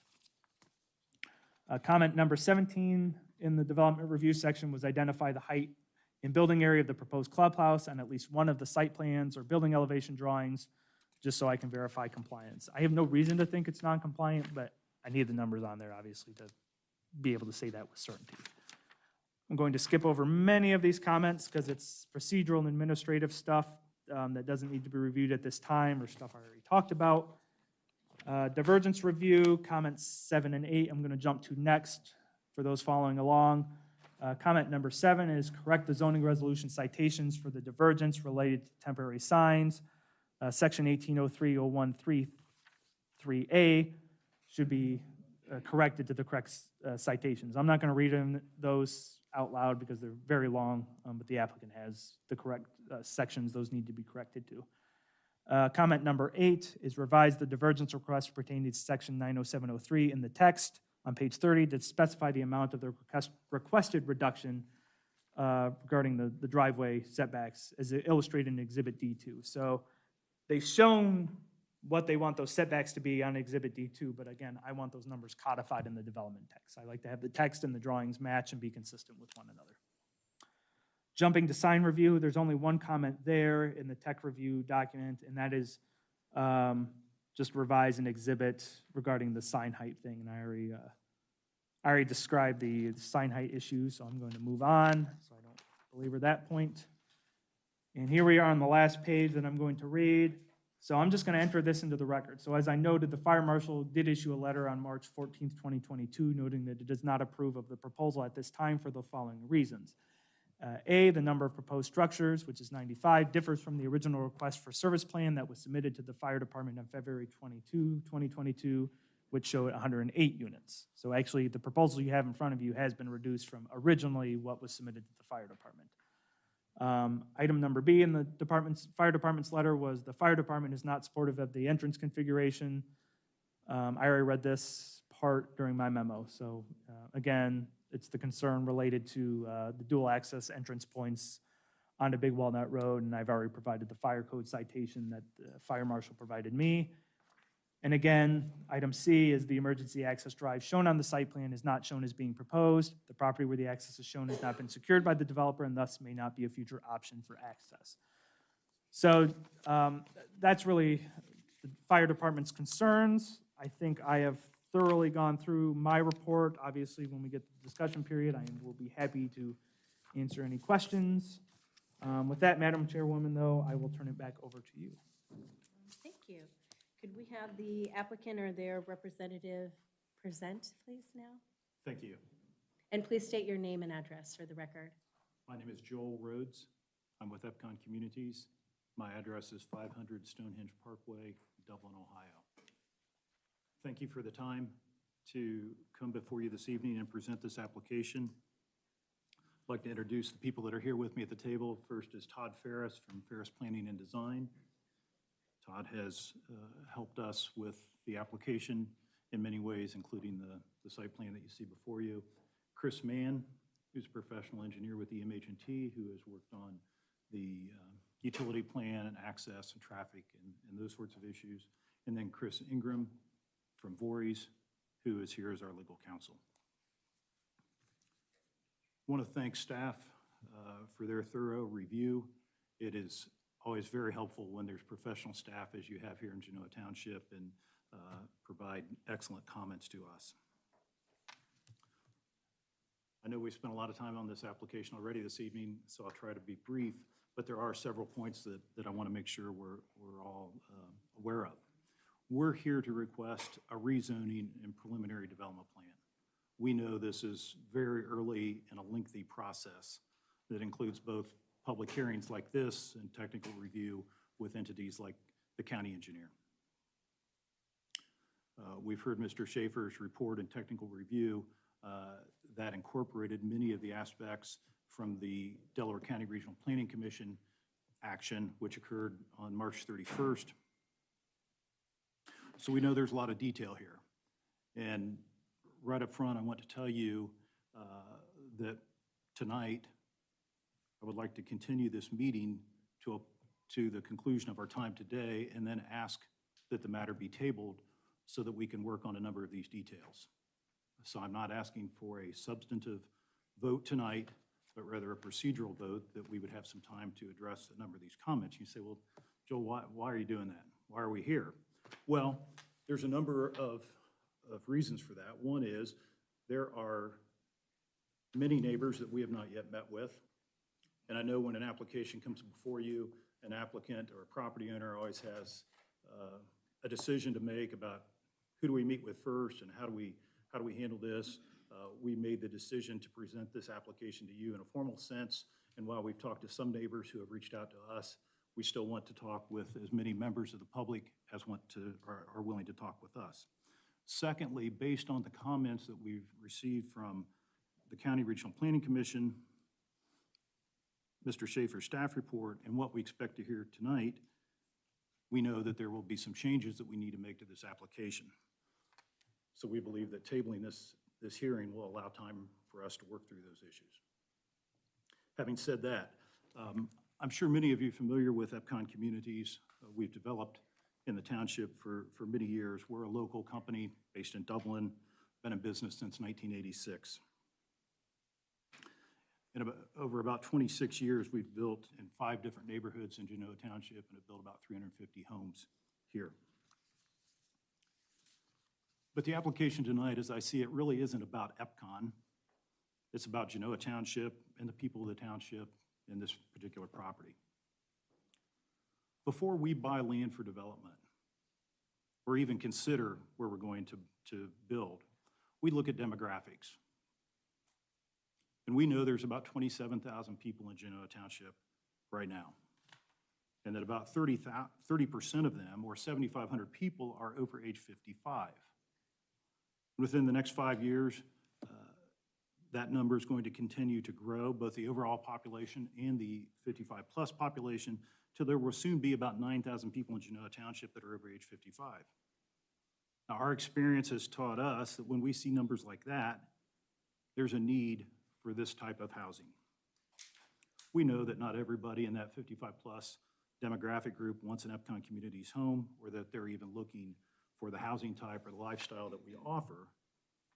But we know there's many folks in Genoa Township who have formed strong bonds here, who have lived here for years, frequently in traditional two-story homes on suburban lots, and that many of those people are at a point in life where they now want single-story living, and they want somebody else to take care of the lawn, and they want to have time to travel or to spend time with their families or to pursue other leisure activities. That's why we're here. Now, this property is undeveloped, has been vacant for many, many years. As Mr. Schaefer pointed out, about 15 years ago, there was an application for plans to develop it with a non-residential use, but that was ultimately not pursued. We also know this is properties in planning area 5, recommended for residential development. The code allows a density of 2.2 dwelling units per acre when conservation standards are followed, as is the case here. But we're not asking for 2.2 units per acre, we're asking for 2.07. But there's a lot more to talk about. Access from Big Walnut Road. This site is very challenged with no access from State Route 3, which is the majority of its public road frontage, no direct access to Fleur Drive. So we do have double access points onto Big Walnut Road. This design, as Mr. Schaefer confirmed, complies with the zoning resolution, but we remain willing to work with the township, the county, the fire department to address the concerns that have been raised about how that access really works as a practical matter. Now, this plan also preserves the large wooded area in the southeast area of the site and the existing pond that's there. Comment was made about the amenity facility, which would include a clubhouse, a pool, and a pickleball court. And that area may need to change based on what we have heard from the Regional Planning Commission as far as where it's located on the site. Now, as you enter from Big Walnut, you pass the amenity, go back to the main loop where the majority of the homes are located. There's also another stormwater basin there, as well as the community garden. We mentioned that these streets would be public. This is unlike many other Epcot Communities neighborhoods. So public streets would allow access from Big Walnut Road to the township property to the north if at some point the township wanted to have access to their property, which is currently landlocked. So a lot of things that come from this plan. Now, I'm expecting that some folks may be thinking, well, that's great, Joel, but why so many homes? Why this density? And I'll tell you why. First, I want to emphasize it's fewer homes than the code allows, but it's also proposed this way because we know this is what our customers want. If our buyers wanted 100-foot lots, don't you think that's what we would build? We would. Many of our buyers have already had a large two-story home with a big yard, but now they're ready to right size. They want single-story living, a smaller home, a private courtyard, and the amenities that come with this village-like neighborhood in the form of the community center and so forth. A couple other things this plan does for the community at large. The Delco water system, which serves the surrounding area, needs a line added, run from north to south across this property, a 24-inch water main, which we would build as part of the development. This development would also improve the existing stormwater drainage situation that exists here. Right now, in its undeveloped state, stormwater flows off the property in an uncontrolled manner. As you can see, we would build stormwater basins as well as a storm sewer system that would control that flow in a safe and efficient manner. Finally, approval of this plan would take a currently vacant property, the future of which is unknown, and develop it residentially, and to do it in a way with minimal traffic impact and almost no school impact. Again, you probably say, well, why do you say that? Well, I can tell you that our experience shows, as well as the trip generation letter that's included in the application, that this style of housing generates considerably less traffic than a traditional single-family neighborhood. It does that because many of the folks here that would live here would probably be retired, and the family size is smaller. Most of the homes here would be occupied by 1 or 2 people, not like a traditional suburban neighborhood.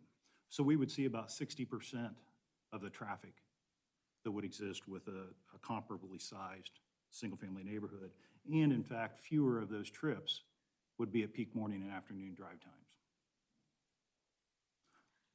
As we talk about schools, and I know you're the zoning commission, not the school board, but I think it's important to mention that as we have looked at the neighborhoods we've built for years and years in Central Ohio, we have worked with a couple of different public school districts to say, well, what kind of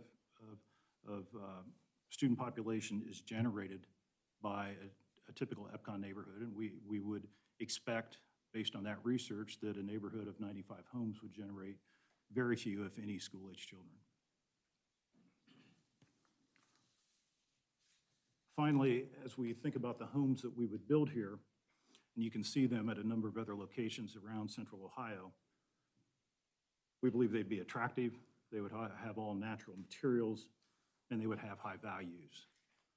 When I think about those values, and this is public record, when I look at the homes that EPCON Communities closed in 2021, those homes, and this is 10 different neighborhoods around Central Ohio, those homes averaged about $518,000 in purchase price. Additionally, all the common areas here would be professionally managed with landscape and lawn maintenance.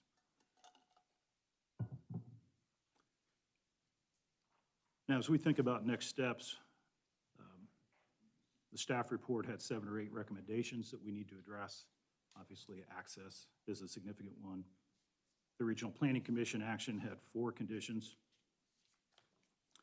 that we want to address. And so again, that's why that after we hear your comments and public comments, we would request that this be tabled so we'd have an opportunity to work on those and to meet with neighbors. I'm happy to answer any questions or to listen to comments. Thank you. Thank you. At this point, we're going to ask for public comment. We'd like individuals to make sure that they were properly sworn in, have signed in, and we'd like you to share your comments. Please be reminded of our rules of procedures that you will have 5 minutes per person. And if you would, please, when you come up to the lectern, if you will state your name and address for the record, we would greatly appreciate it. And we can start down the aisle if it's easier for people to move that way, and we can just kind of sweep the room if you like, unless there's somebody that's compelled to go first. There you go. There's adjacent owners, sometimes they do it that way. My name is John Lutzy. I live at 5090 Nyack Court in Walnut Grove, and I'm on that road that's right in the firing line of this development. And when this showed up in my mailbox, the notice of this meeting literally 2 weeks ago, without a plan, without this plan we're looking at, to say I was surprised is an understatement. I was shocked. Shocked at what? Shocked at, A, that the developer failed to reach out and talk with or try to set up a meeting with the Homeowners Association in Walnut Grove to say, this is what we plan on doing. We'd like your comments, we'd like your concerns, let's talk about it. That's best practices. How do I know that? I've been on the board of 3 property management companies, and most recently I've been the chairman of the Architecture Review Board of an 1,100 unit development in Chapel Hill, North Carolina. The first thing we did in developing a plan like this, we made sure that the developer reached out to the surrounding homes, surrounding residents, and solicited comments, recommendations, suggestions, concerns. That didn't happen here. But I guess the big shocker was having understood the charter of Genoa Township, and understanding the history of Walnut Grove, we fully expected, I guess, I fully expected that it would be consistent as far as density. We had no one, I think very few people in Walnut Grove have the expectations that cornfield is going to stay there forever. We know that's going. You know, it's no surprise that, you know, that property is being solicited for rezoning. But to put in 95 little boxes with a density that's 53% above and beyond what we actually have, 95 little boxes. That was the real shocker. But as you look at this chart, there are a number of flaws, I think, that are obvious. We talked about a few. Density is one. I mean, I don't know how they got to 2.07.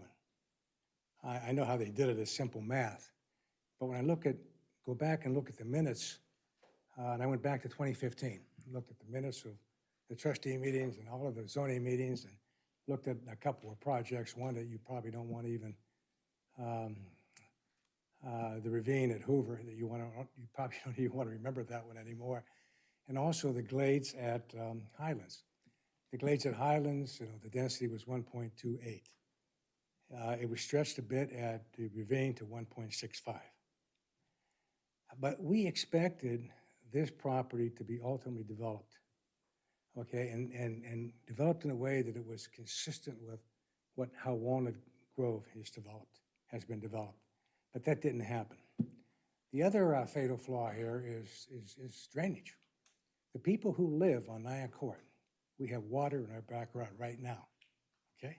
And many people who live in Naya Court and Ingersoll have actually spent their own money to put in water drainage systems. We still have water in our backyard. When you clean out that cornfield, when you strip that cornfield down, that water is going to pour down. The eastern part of this property that borders Route 3, it's a lot higher. You can stand in my backyard and see it. If you look north, you know, the water moves right toward the homes on Naya Court. I mean, you're welcome, anybody's welcome to visit me, okay? And we'll walk through my backyard. And when you walk out onto that cornfield, it's like walking in the swamp. And if you do that, bring your boots, okay, because you'll need them. The one entrance, another flaw here. I'm not surprised the fire marshal was opposed to this. I mean, to try to convince us that there's two entrances on Big Walnut, I mean, bluntly, that's an insult to my intelligence. That's one entrance. The placement of the clubhouse right in our backyards, with a swimming pool and a pickleball court. I mean, I don't know how many of you are familiar with pickleball, but you don't play it with a felt ball, okay, and a strong racket. And you play it with a wooden paddle and a plastic ball, and it's loud. 40% of the lighting that's going into this development is at the clubhouse. And once EPCON moves out, and they will move out, they develop and they're gone, and they turn it over to the homeowners association. They could leave that clubhouse open until midnight if they wanted to. Pool parties, music, pickleball, who knows what. And it's right in our backyards. Sir, I'd like to thank you. Your time is up at the lectern. We're going to let someone else.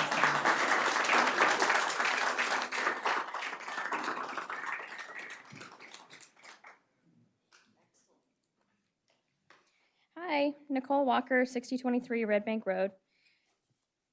I don't even feel like I need to address any of the small details like the roads or anything, like the parking, because the big issue, and it's the only issue, is a change of zoning is a simple answer. It's just no. That is rural residential for a reason, and I would like to make sure that we adhere to the master plan. None of the residents in this area, well, maybe a few, but I do speak for a large majority that could not be here or that could not fit into this room, that's not what we live here for. We don't want to be Dublin. Let's see. I can appreciate the sentiment to table, but it's a tactic. There's really no reason to discuss any of that further. With the intel coming in here, you know, not here directly, but just east of us, I think, you know, we all know, we've known for a while, the secret of East Delaware County is out, obviously. That's why we love it here. We'd like to keep it the way that it is. We know that we are completely under attack. And I kind of think it's a joke with the 55 and up community with not affecting the schools. I am, Big Walnut schools are near and dear to my heart. I have 2 kids in that system, and I kind of think of our area as Big Walnut area. I recognize you. I'm pretty sure you tried to pull this in Harlem. So I just want to make sure that we're thinking about everything as a whole for Big Walnut and everything as a whole for, when Columbus finally comes up here and decides that they're going to tap in, and when Intel comes and everybody tries to cram in as little tiny, as big developments in as little tiny areas as much as possible. Route 3 is already a complete disaster. I know that you think that 55 and up people are not going to go out at rush hour time. They sure will. They're going to go out whenever they feel like going out because they're retired, or they're definitely going to have kids in there because you only need one person to be 55 and older to get a 55 and older community. So I see right through that. My plea to the zoning commission and trustees would be to listen to your residents. Again, we don't want to be Dublin, and we are fully prepared as Genoa Township residents to bring it to a referendum if necessary.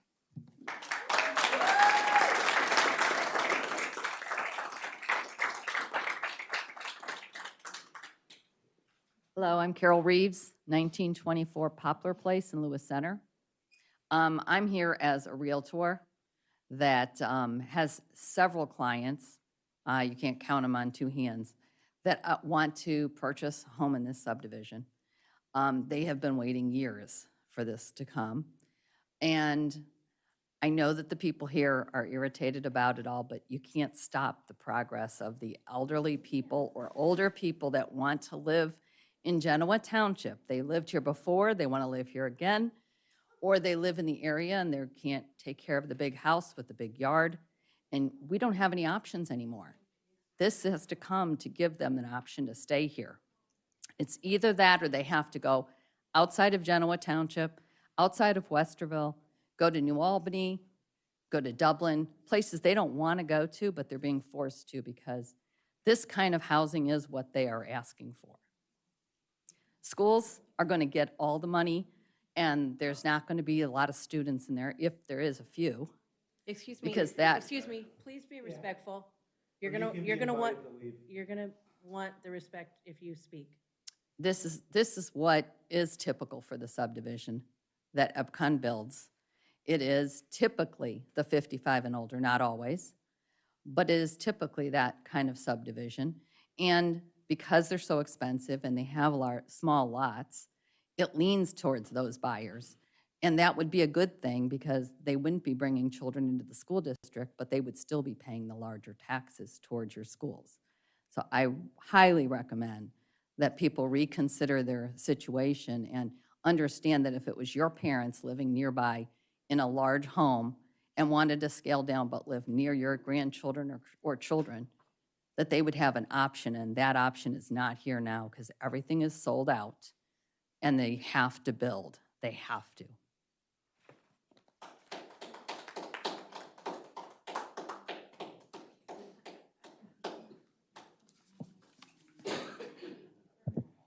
Hello, my name is Bob Johnson, 4823 Lynn Drive, Galena. Good evening, Madam Chairwoman and commission members and fellow residents. I'm a 26-year resident of Genoa Township, and I've come tonight to voice my strong support for the proposed 95-unit Epcon development. I have been a full-time RE/MAX real estate agent for 9 years. I am a past president of the Westerville Realty Association. My wife has been a realtor in the area for 28 years. And as a real estate agent, I am in favor of responsible development, private property rights of our citizens to responsibly use and sell their real estate property as they desire. I personally like Epcon properties. Epcon builds a great product, in my opinion. My in-laws owned an Epcon condo in Genoa Township for over 20 years. The planned 95-unit development has a net density of only 2.07 units per acre. In my opinion, that is responsible development and not an example of high-density development. In the discussions about the proposed development, I believe all parties need to review the property tax implications, and my following facts and figures are from the Delaware County Auditor's website as of before this meeting. Currently, this parcel where the project would be located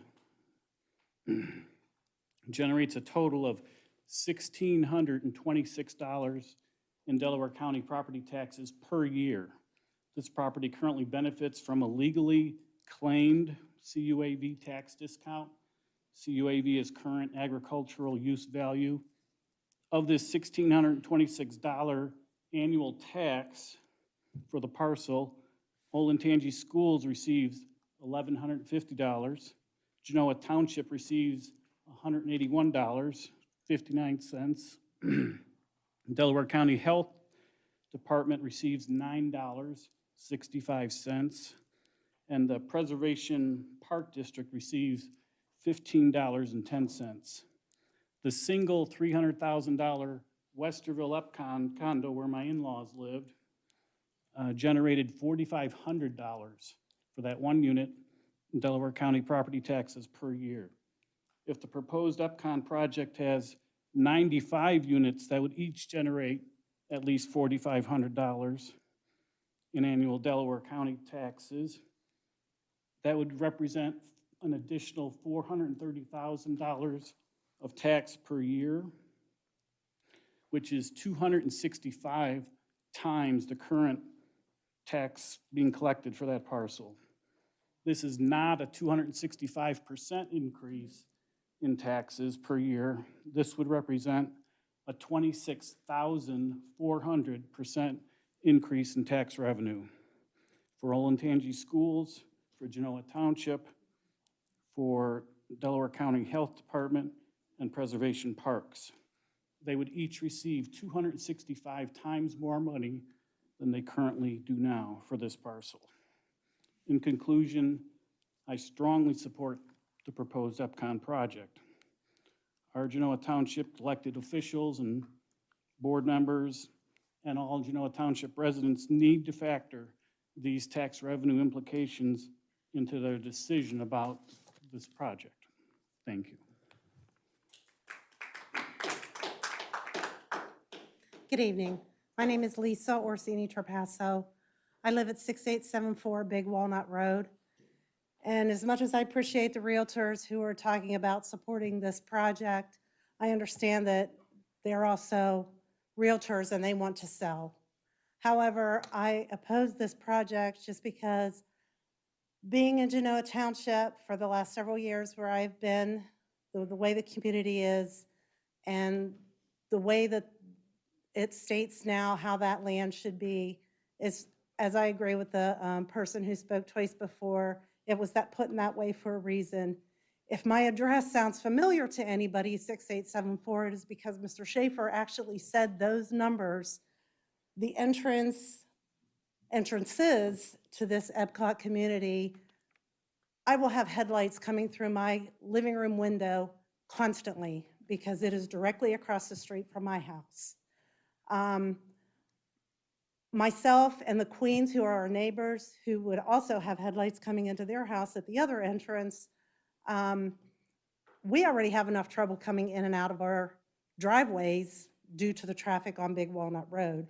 You add these entrances, and we'll just give every one of these 95 units one car. That's 95 extra cars coming in and out of those entrances and exits.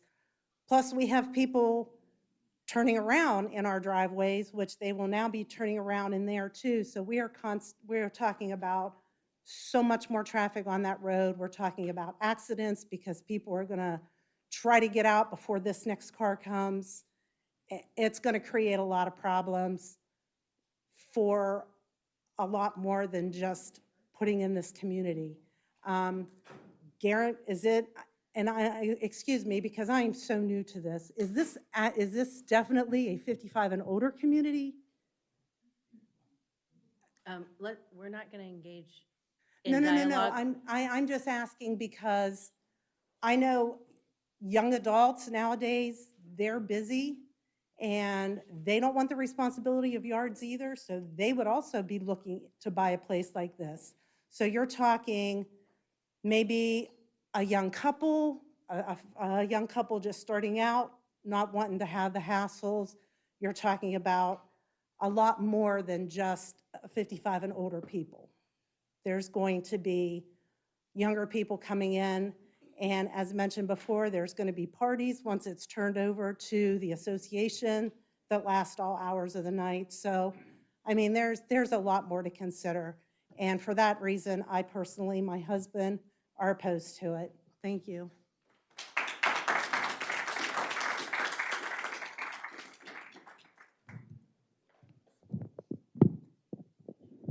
Hi, my name is Nathan Howe. I live at 7384 Talavera Court, Vinmar Village. I'm not a real estate person. I do IT for a living, cybersecurity to be specific. And we have a term for this in IT. It's called a Trojan horse. This, to me, is a slippery slope to changing the character and the nature of our community. If we allow this to go through, we set a dangerous precedent that allows future developments of high density to be placed in our township, and we won't have any legs to stand on. So a couple figures for you. 10,304, that was the number of people that voted for no high-density development back in 2018, November 2018. We can't fit all those people in this room, but I'm sure they're watching and they're very interested in seeing. The gentleman brought a lot of demographics. That's a very important demographic we need to pay attention to also. I do feel that the density calculations that have been presented are flawed. Looking at it superficially, I was thinking 1.8 for PRD density. We've been quoted 2.07. Joe elaborated, Mr. Schaefer elaborated that because it's a conservation development standard, that it's allowed to go up to 2.2. Nothing to this speaks to conservation, in my opinion. Looking at the actual regulation, Regulation 91102 of the zoning regulation requires at least 50% set aside for open space. Using that calculation instead of the 15% that's deducted from the gross, we're actually looking at a 3.39 dwellings per acre for this development, not 2.07. I could be wrong, but that's my take on this, and to me, that's why it looks and it feels like it's too dense, and why so many people are here to voice their opinion about this. So I appreciate the opportunity to bring this to your attention. I implore the zoning commission to, protect Genoa Township, do what's in the best interest for our township, not for a developer. Thank you very much.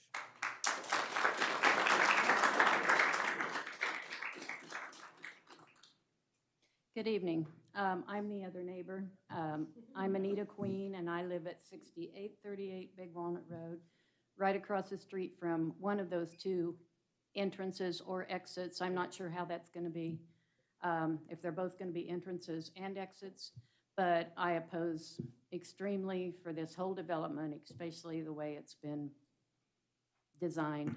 And I've lived in the township for 40 years, and I've seen so much growth, and I personally myself want to keep what green space we have left in our township, and I want to keep it a nice place to live, and I would like to stay in this township for the rest of my life if I can, but I do not want to see any more development come into this community. I want to keep our green space and keep it a nice place to live. Thank you.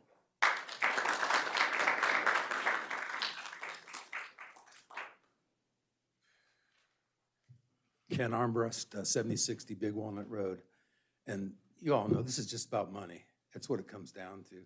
How can you get the most out of what you have on the property there? And they're just jamming it in there. And we live here in Genoa Township, and this is not what we want. This is not why we're here. I own 5 acres. I could come before you and say, I want to put 10 mini homes on it and rent them out as Airbnbs. That'd be pretty cool, wouldn't it? It doesn't work. It goes against the zoning. All these things are about zoning. We have zoning laws in place to follow those things, and they want to change all that. It's rural residential, develop it that way. It's that simple.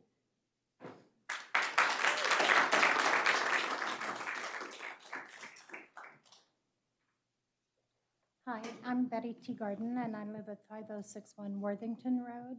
And something that they were talking about the builders, you know, they want to do 2-story homes and everything.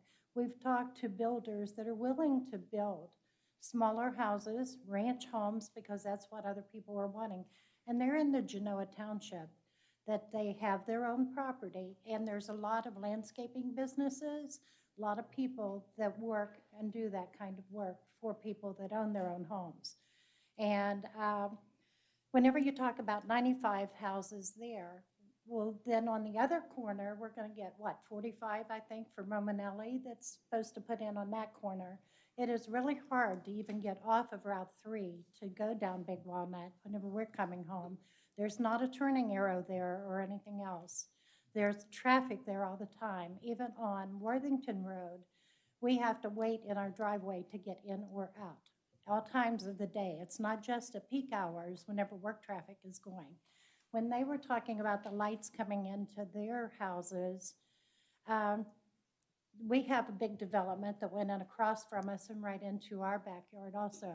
As everybody comes down off of the hill and makes the turn onto Worthington Road, we also get those headlights into your house, you know, all the time.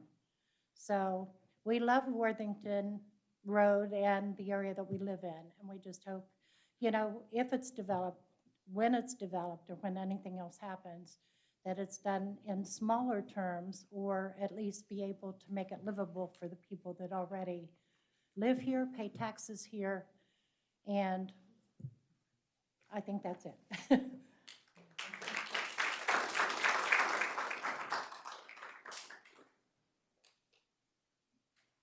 Good evening. My name is Joseph Hill. I live at 7180 Sanders Way.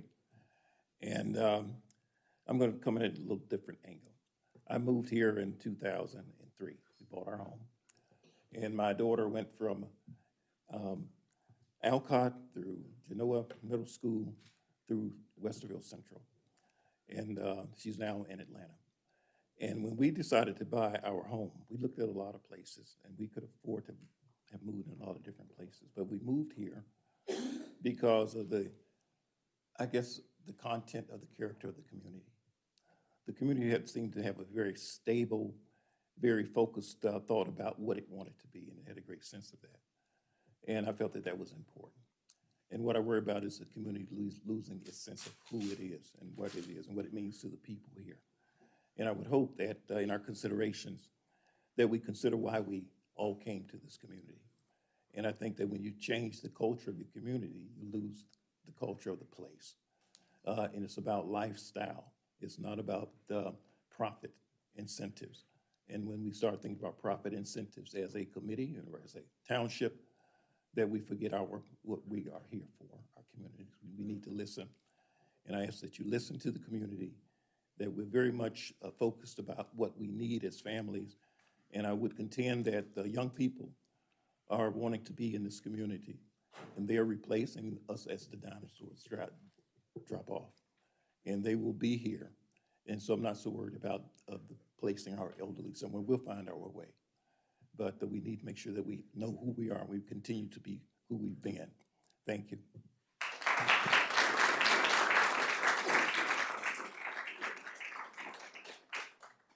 Do we have any additional?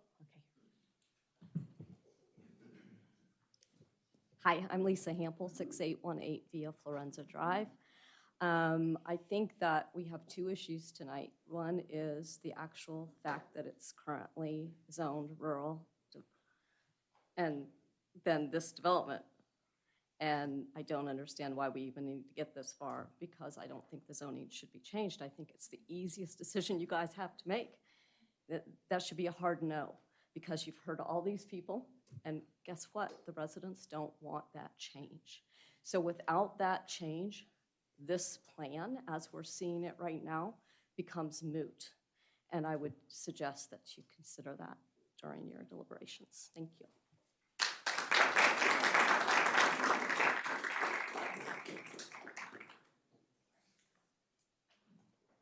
I'm Tim Backus, 5715 Tussock Road. And we've got a few communities like this around. And if this one's going to be similar to that, besides the high density, it lacks imagination and architectural diversity. All these little boxes, as the one speaker said, are going to look the same, have the same shingles on the roof, have the same siding, and frankly, the ones we've got now look like a government housing project, and we don't need another government housing project. It's not the character of the community, as another gentleman said. It's, besides the high density, it's just not right for this township.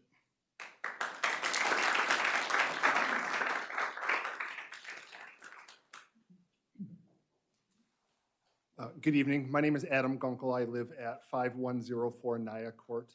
I want to reiterate some of the concerns that my neighbors have expressed tonight, as someone that's going to be living directly adjacent to this development. First and foremost, I'm very worried about the drainage factor. If you look on this map, my property will be directly behind where the proposed clubhouse will be. And while there is an appropriate setback there, there's also a proposed very large 6-foot berm that is basically right up to my property line.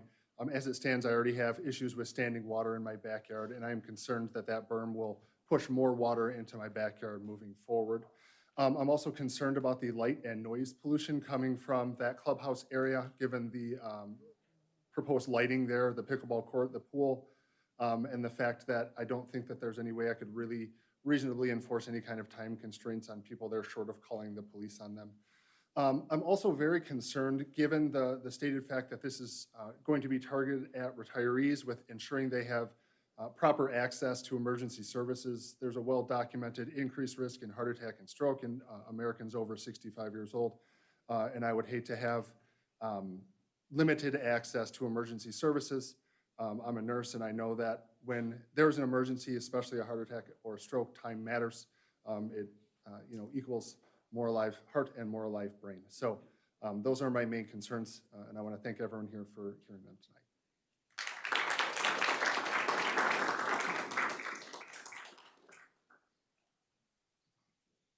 Mike Lisi, I live at 6740 Callaway Court. I've been a resident of Genoa Township since February of 1998. I'd like to have a place like this in Genoa Township that I can move to. We all know right now, you can't even go out and buy a house today. The inventory for houses are down. I am not a realtor, I'm a retiree. So it's not about profit for me.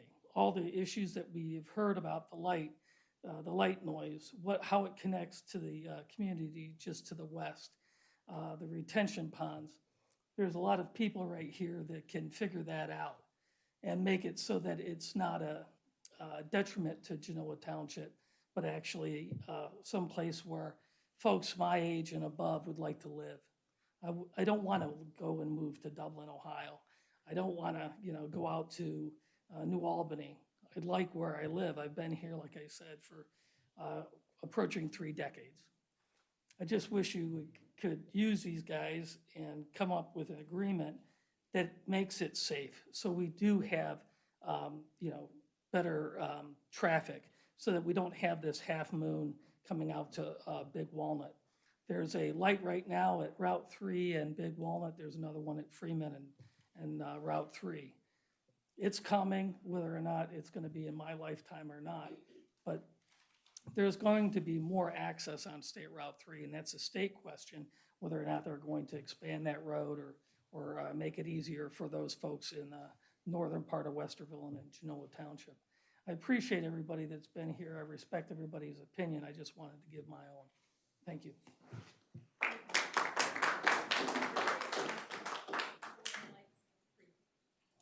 Annette McMurray, 3690 Worthington Road. I've been a resident in this community since 1985. My family moved here when I was 11 years old. I've seen this place change. My mom and dad still live here. They fall well above the 55 and older category. I'm getting close to the 55 category. It's not that far away. But the bottom line is we don't want this type of development in our community. In 2018, we spoke loud and clear. I think the presence of the community members tonight speaks loud and clear. Developments for 55 and older, great. You know, build homes that are attractive to that type of population. That's awesome. But follow the zoning. Follow what we have set out for our community.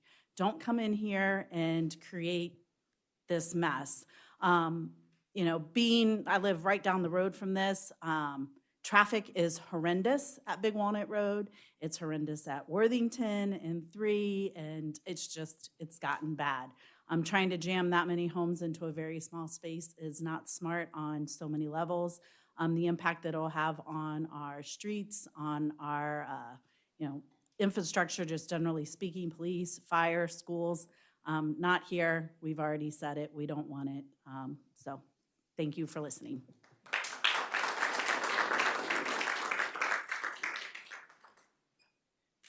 Hi, Pamela Crandall, 5138 Naya Court. I'm probably different than a lot of people here in that I just moved here 2 years ago. And the reason I chose to move to this township was because of the character of the area, the green space, the larger lots. I, as you can see as well, am over 65. That clubhouse would also be right behind my house. And so instead of seeing flocks of turkeys, raccoons, deer, I will hear the noise of the pickleball paddles and have lights streaming in my windows. I'll echo what other people from my neighborhood have said. We have a horrendous drainage problem in our neighborhood. Just this last week, I had somebody from Delaware Water out to look and see what can possibly be done. I planted some bushes to try to do just some screening in my lot, and they're all dead because the water table is so high and there's so much water. And I can only see that getting worse if you develop that much space. I agree with the gentleman who spoke first in that I'm not naive enough to think that that space is going to stay empty forever. It'd be great if the county or the township would purchase that land for parkland, but that probably isn't going to happen. But I do hope that when you've already are looking at 2 developments already on Big Walnut that are going in, one that is partially developed, the other one that hasn't started, you consider the character of the neighborhoods and what we wanted here in this community and not approve the zoning changes at this time. Thanks.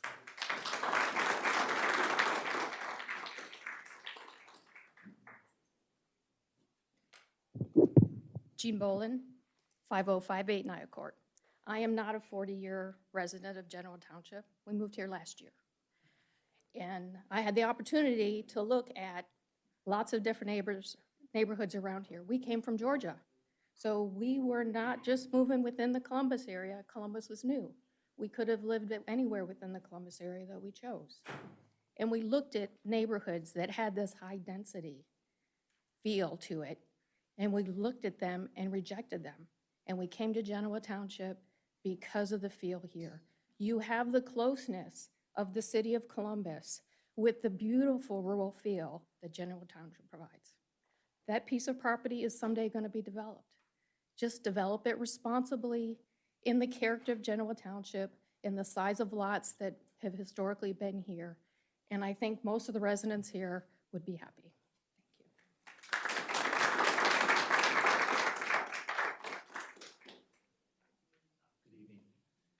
William Pultinas, and I reside at 7822 Vinmar Way. My family and I have lived here in Genoa Township for 20 years and really have enjoyed it. Like a lot of the other commentators, I think in our case, we may move to Genoa Township for the rural feel, the fact that there's the roadways are relatively easy to drive on. It's not crowded. It's got wonderful maintenance. We have very responsive snowplow drivers in the wintertime when we get the snow, and they're really on the spot and do a wonderful job. Police and Fire Township, the police and fire are extremely responsive. And one of the worries I have is with all this development, that's going to be more of a tax on our essential service providers, the township, fire, EMS, because of that. The other thing I think that I want to point out that I don't think has been mentioned yet is the planned, tentative development of Big Walnut to 71. That's going to, people, I think another commentator mentioned the increased traffic on State Route 3.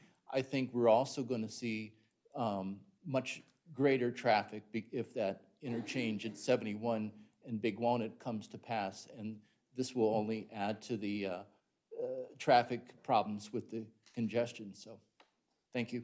Thank you.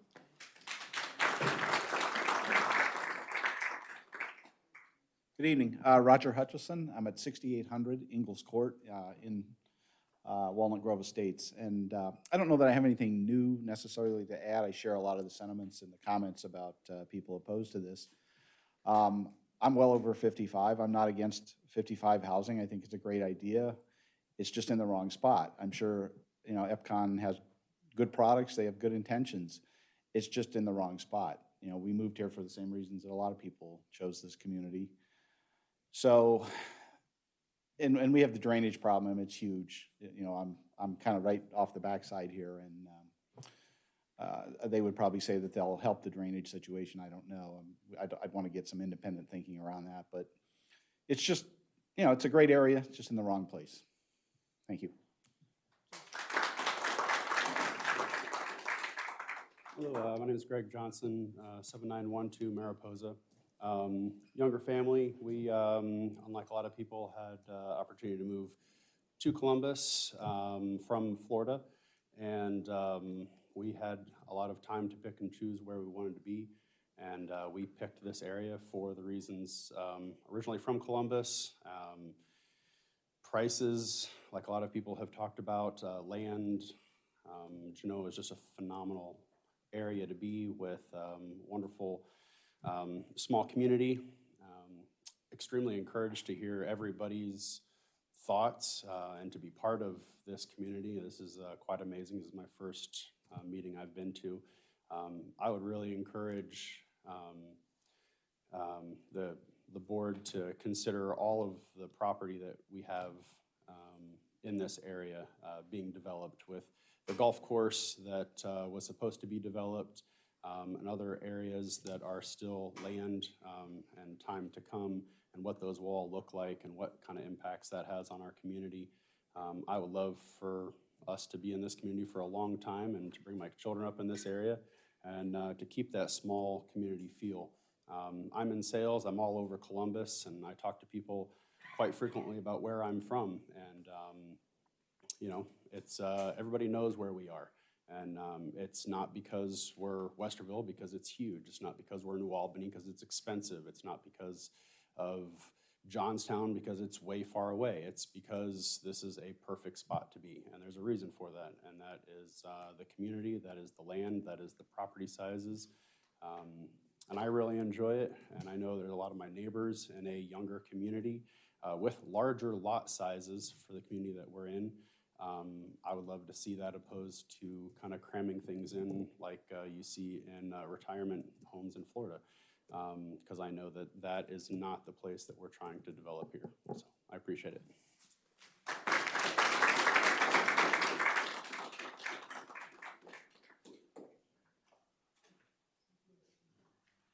Hi, I'm Susan Armbrust at 7060 Big Walnut Road. We live right across from the fire department.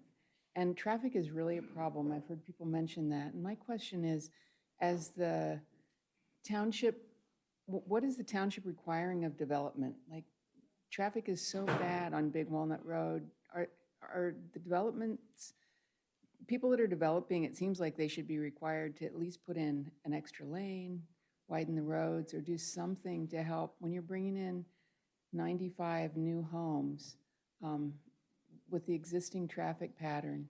I'm just wondering if, as the township, whatever size the development is, it seems like the developers should be required to also benefit the community. There's a huge drainage problem, it sounds like. I know we have a huge drainage problem, and the traffic is a problem. So I'm wondering if, as a township, if we can require things of developers also. They're making a lot from the community. They're benefiting, and I'd like to see the community benefit as we develop also, especially with the roadways. Thanks.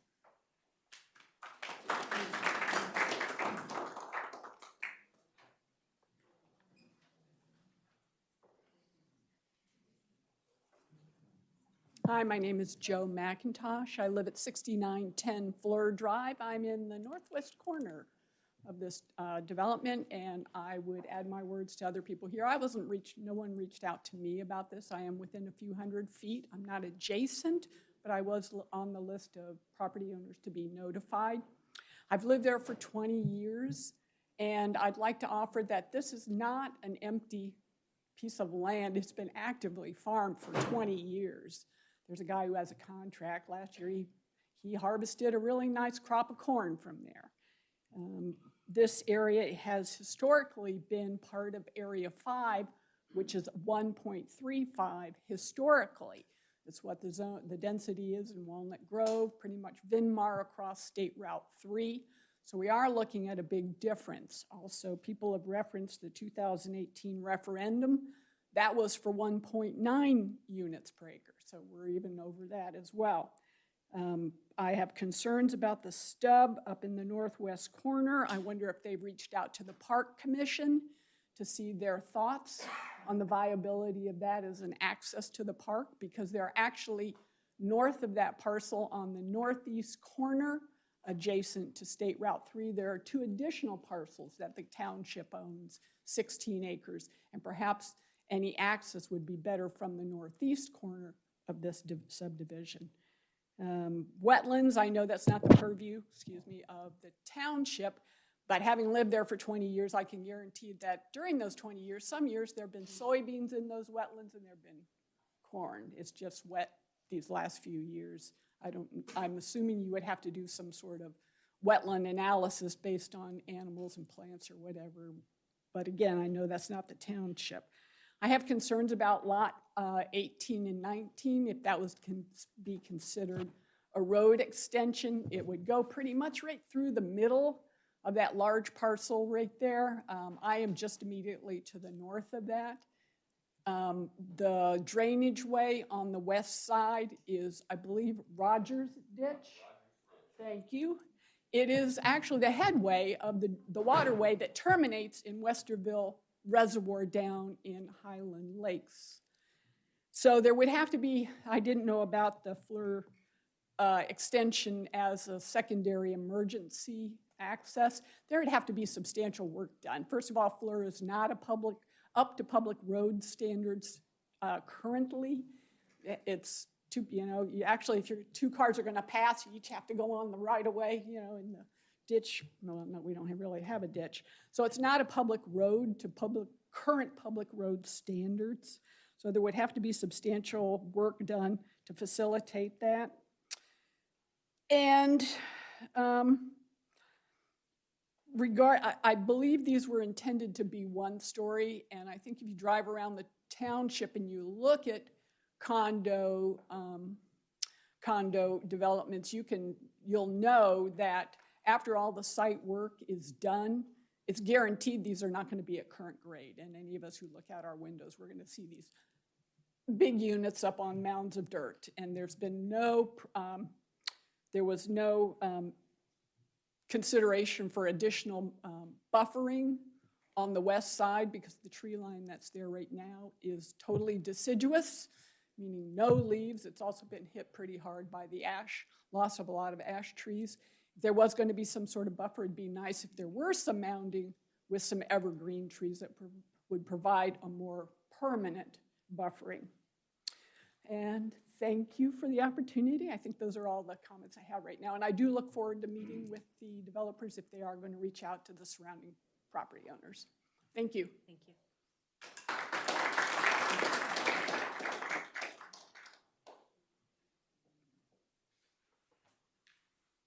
Hello, Nicholas Parker, 8925 Cupstone Drive. I was sent here tonight by my mom, who's been very active in this fight for keeping Genoa the way it is. And the reason why she's so passionate about it is because we lived all over Columbus. We lived in Gahanna, Blacklick, New Albany, all these different places. The reason why they picked to retire here, or they're going to retire here and live here, is because they want the area the way it is. It's spread out. People are friendly. There's not neighborhoods you can't get out of because the roads are built up too much.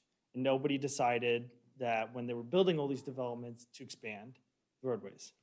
And so our primary concern is that this is more people planning to capitalize on Genoa rather than get more people into Genoa the way it is.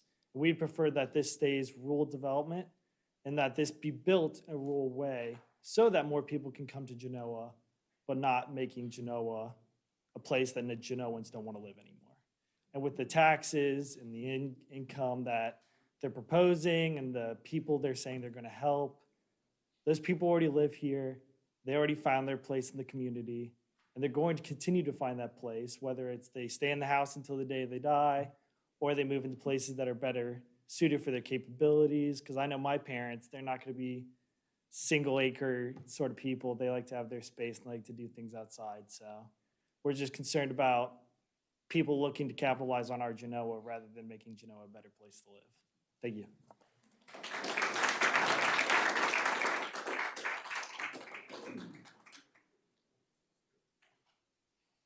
Good evening again. My name is Sandra Faulkner. I reside at 6800 Big Walnut Road. Until 2019, I had the pleasure of serving on the Genoa Township Zoning Commission with many of the folks that are on it now.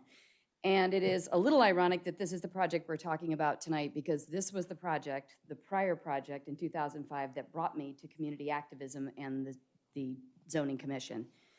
At that time, and Mr. Schaefer did not go into detail in this, but at that time, it was a 400,000 square foot shopping center anchored by a Walmart.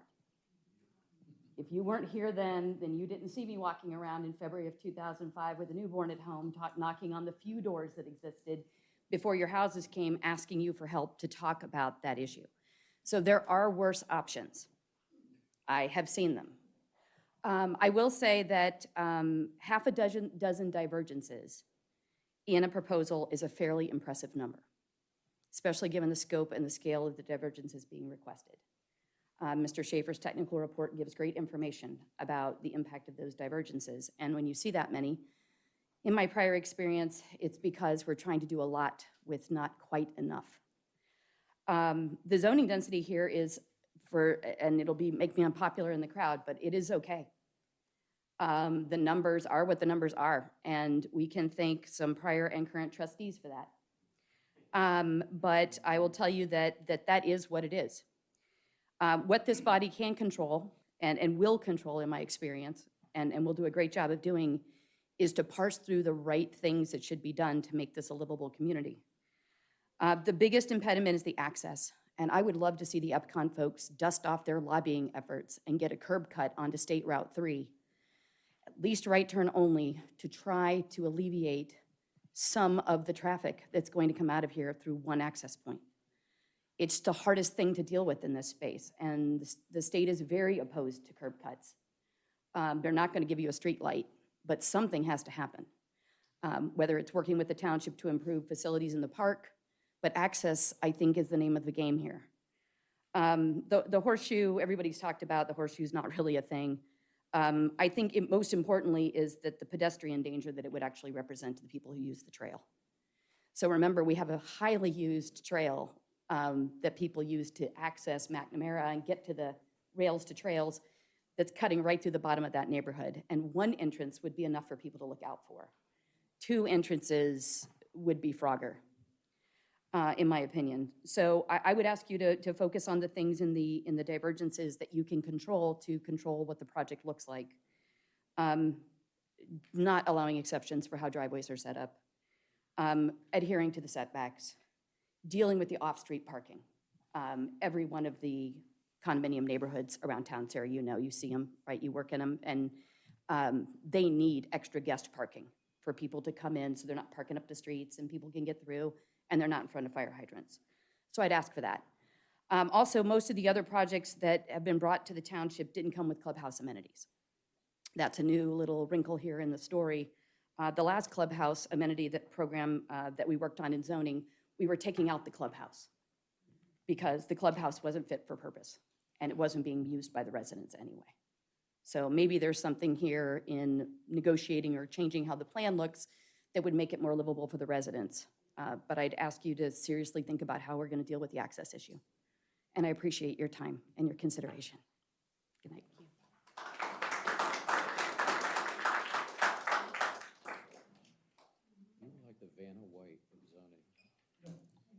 Hello, my name's Mike Keller, live at 6788 Fleur Drive. Been here, I don't know, a long time, 40 plus years. But anyway, I'm not gonna beat up on the Epcon guys tonight, but the entrance is definitely a deal breaker. That's not even a divergent. That has, and I think you guys know that when he said it does meet the criteria. It's not the intent. There's not a developer that has even tried something like that.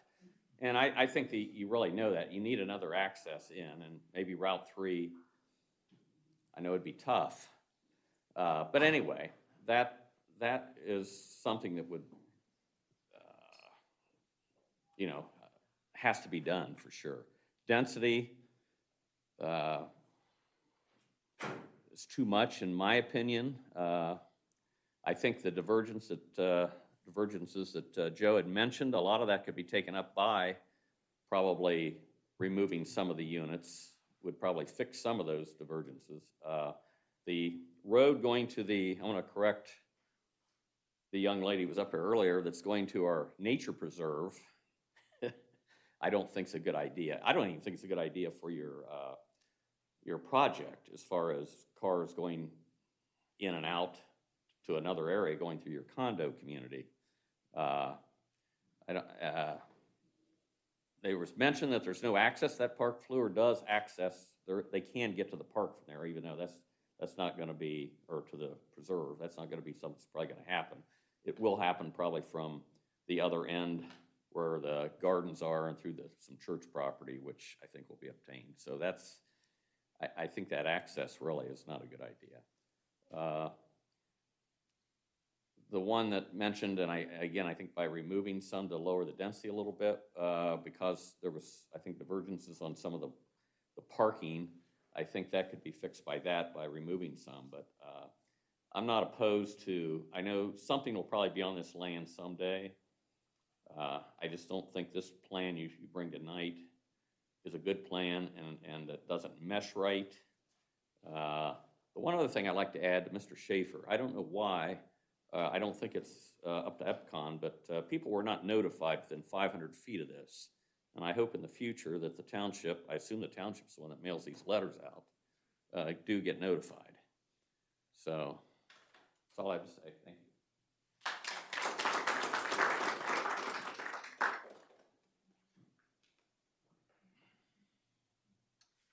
Hi, my name is Melissa Davis. I'm at 6799 Ingalls Court, which backs right up to the property too. I've had like 4 neighbors come up and already give their thoughts about it, so I'm not going to rehash that. But I would like to say 3 of those neighbors moved in after the walkway was put in on Big Walnut, and we were there prior to that. Prior to the walkway going in, we were able to use our backyard. We have 3 children. We played football back there. We ran around like crazy. We had a great time. Now we can't even walk back there to pick up a stick because it's just marsh. It is wet. I've had drains put in. It didn't fix the problem. And that was with a walkway put in. I've had people out to look at it. So my concern with a development going up is that it will not only be as bad as my neighbors think they've seen it, that it's going to get even worse because of how bad it got after that little bit of a build in the beginning. So, again, just backing up to the neighborhood, obviously I have concerns about the clubhouse being right in my backyard or just where I think I can hear the noise, not seeing the turkey and the deer anymore, which brings us a lot of joy being in this type of neighborhood. I don't know if I'm more concerned about their swimming pool or the one I'm probably gonna have in my backyard after it's all done. But just wanted to put that on record and share that with the township. Thank you.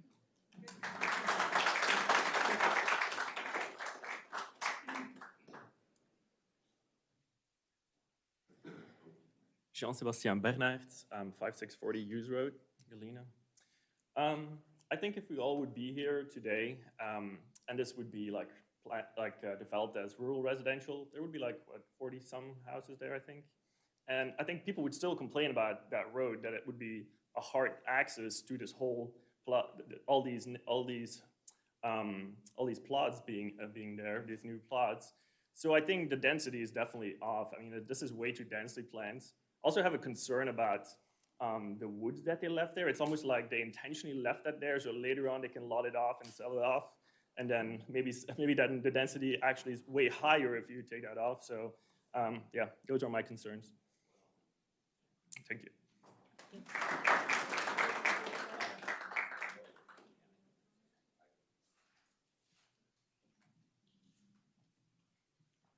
I'm Amber Swain. I live at 5640 Hughes Road in Galena. And it is actually nowhere near this. It's completely on the other side of our township. And I've lived in this township for half of my life. And I moved here when I was a teenager with my parents. And at that time, I did not really appreciate it. I didn't understand why we moved here. And I kind of missed the city of it. But after living here for a long time, me and my husband, who just spoke, we've decided that we want to live here for the rest of our lives. And hopefully, I don't know how old I'll live to be, but we live on 7 acres and I plan on taking care of it until I die. And I don't live near this, but I had to come out and talk about this because I look at this and I think it is absolutely disgusting. It is ludicrous. This completely changes the character of our township. Genoa Township is supposed to be a nice place to live, and a couple of decades ago it probably was, and it's been getting a little bit crappier every year. But I think it's not too late to prevent things like this from happening. I know it has happened a bit already, but I think we can prevent things like this from going a little bit too far. I know that, things like this, like a cornfield, cannot stay this way forever, but I would just like to, advocate for responsible development. And yeah, so thank you for your time. Thank you.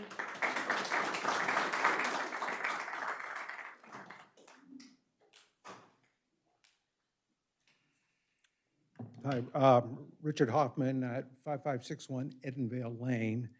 And yeah, I've heard a lot, more con than pro on this, and I don't want to rehash a lot of this. I like the idea of the potential income that can come in from something like this, but I'm also concerned about some of the changes that it could mean. And I've heard what the people who live to the west of this talk about, but what they forget is all of their water comes down and keeps going through.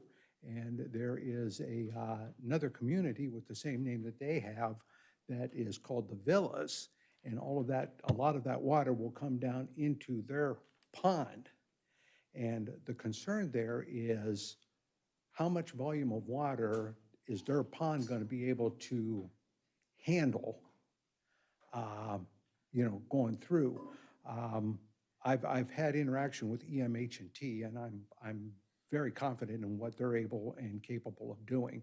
But it's not just the immediate, it's the downstream until it gets all the way down to the Highland Lakes area where it dumps into the bigger ponds for its final destination, if you will. We have to keep that in mind. A lot of people have talked about the traffic volume, and that is, that is a concern. I worked 41 years in safety and health, and the biggest problem that's out there is traffic, accidents. And when you really look at it, and I realize that this is a county thing and just not a township thing, you also got to realize that 45 miles an hour, you know, from that point on Route 3 all the way to Big Walnut, that's not a good speed limit. And with the short distance, some of these are going to be pulling out. We're setting ourselves up for some horrendous traffic. I've heard a couple of things about parking. I live in a community that there is a clubhouse. We love our clubhouse. We don't make a lot of noise. We're too damn old to make a lot of noise is what it comes down to. But I got to think too that, 30, 35 years ago, I would have sat back and said, why are we building all these places for old people? Well, guess what? I'm there. And I like the idea. The happiest day of my life was when I gave my lawnmower away, and I moved into a place that took care of it. But they talked about the parking there, and I would ask them to consider other parking alternatives to asphalt and cement that are available. There's a lot out there. I've looked into them for my own situation with my driveway. We can look into that. People said responsible development. The problem is that if we asked each one of us what responsible development means, I think we got to look at this group right up here in the semicircle to say, this is what we're doing here for the township. I moved right when all that talk about Walmart was happening. I don't want a Walmart. I'd rather have whatever's responsible, maybe not 95, maybe about 95, but I sure as heck don't want a Walmart there. And they talked about light pollution. Ugh, you know what a commercial establishment's going to do to put, light pollution in there. So I guess my plea is to the zoning commission is to, really take a good look at this, consider the safety aspects of it, first and foremost, consider the downhill, if you will, when it comes to the water, because there is water here that needs to be addressed. But at the same piece, keeping this some sort of residential is a lot better than someday this whole group, the trustees could be totally different. God only knows where we would head. And we need to keep any semblance of commercial off of a piece of property like that. Did it in less than 5 minutes. Thank you.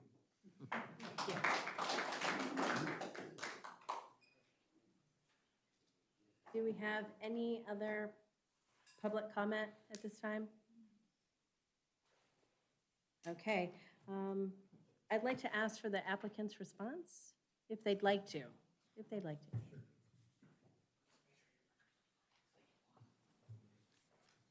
Thank you. There were a lot of comments, a lot of different comments. Be difficult for me to address all of them, but allow me to provide just a few general comments. I appreciate the sincerity with which the neighbors have spoken. There are a number of concerns to work through, as we said earlier. At Epcot Communities, we're proud of what we've done in the past. We've heard some folks who have criticized some of that, and that's fair. That's why we have a process of public hearing. But we are confident in the application that we have made. It needs some revisions to it, as we've said. I think our track record speaks for itself as it relates to the impact of the homes that we'll build here. And I'm not asking you just to believe me, but to look at what we've done in the past. As I've said, we've been in business since 1986. We've got 5 prior developments here in the township, some of them with different styles of housing, some of them with private streets versus public streets, some of them with clubhouses, some without. But we know there is a demand for what we have proposed, and we believe with some modifications that this is something that will be a good use for the site. I think a number of folks who talked about density, it's important to follow the code and what it says about density in this area and what the plan calls for. And again, that's not my words, but going from the township zoning resolution. Beyond that, I'm happy to answer specific questions, and I look forward to hearing from all of you. Thank you. I think we can start some discussion. Yeah, I have a couple questions, comments. You initially submitted a plan for 108 units, and now it's 95. What was your reason for reducing to 95? Well, we did have a plan for 108. It was not submitted to the township. It was one that we discussed with the fire department, with the county engineer. And certainly, we look at this process as one that is very iterative and that we go through multiple revisions. And we learn with each meeting that we have. We're learning here tonight. But we have met with your staff, we have met with the county engineer, met with the fire department, and as a result of that, and working with our team of experts, we believe that while 108 was an earlier plan, we submitted 95 because we know that that comports with the zoning resolution in many ways, and we believe it's an appropriate number of homes here.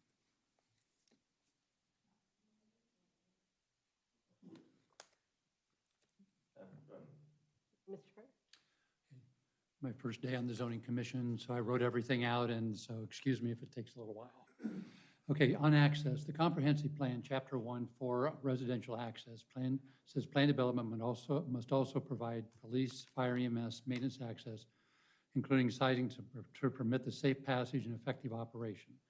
Under impact, residential development must preserve the rural environment and be evaluated to ensure that traffic access points are sufficient number and located appropriate to support the proposed density, which it doesn't do right now.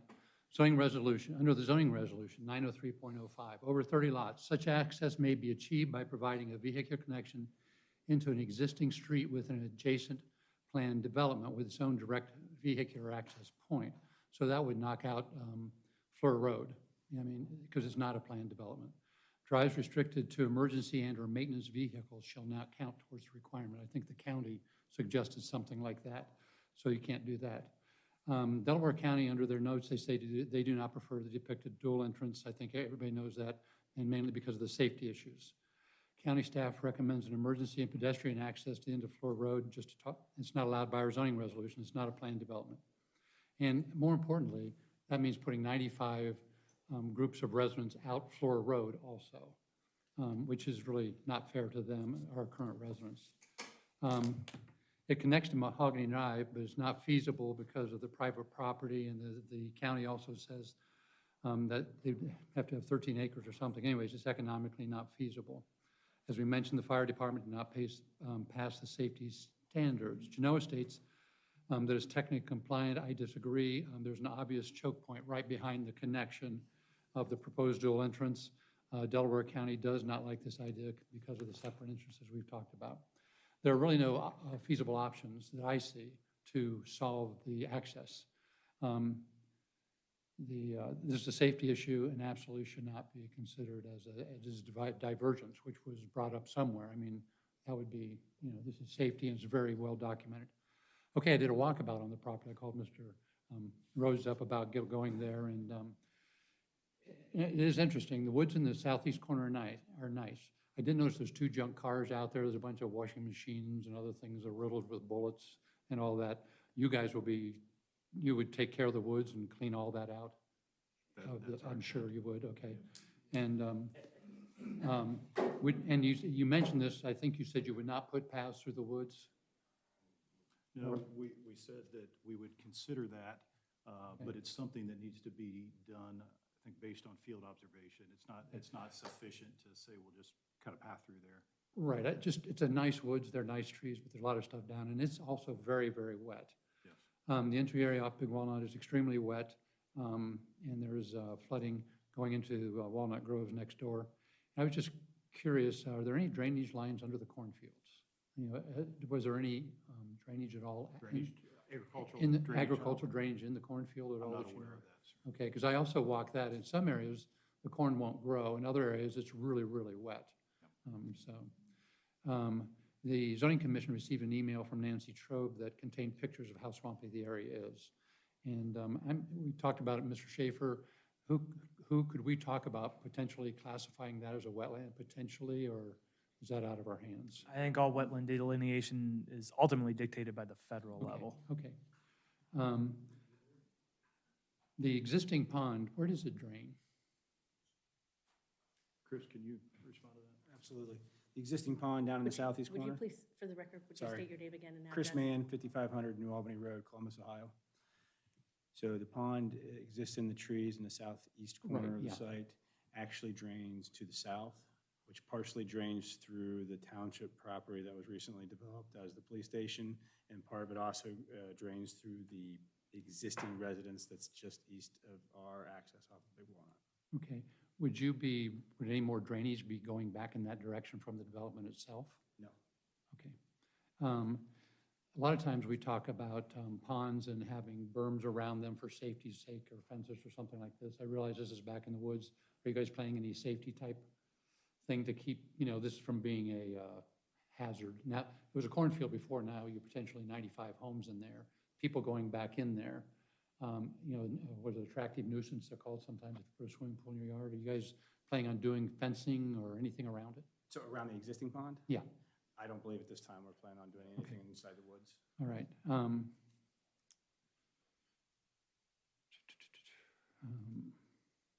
Okay, on the, one other lady mentioned this, in the northeast corner, where the development goes out by State Route 3, it's 170 feet off of the right-of-way of State Route 3.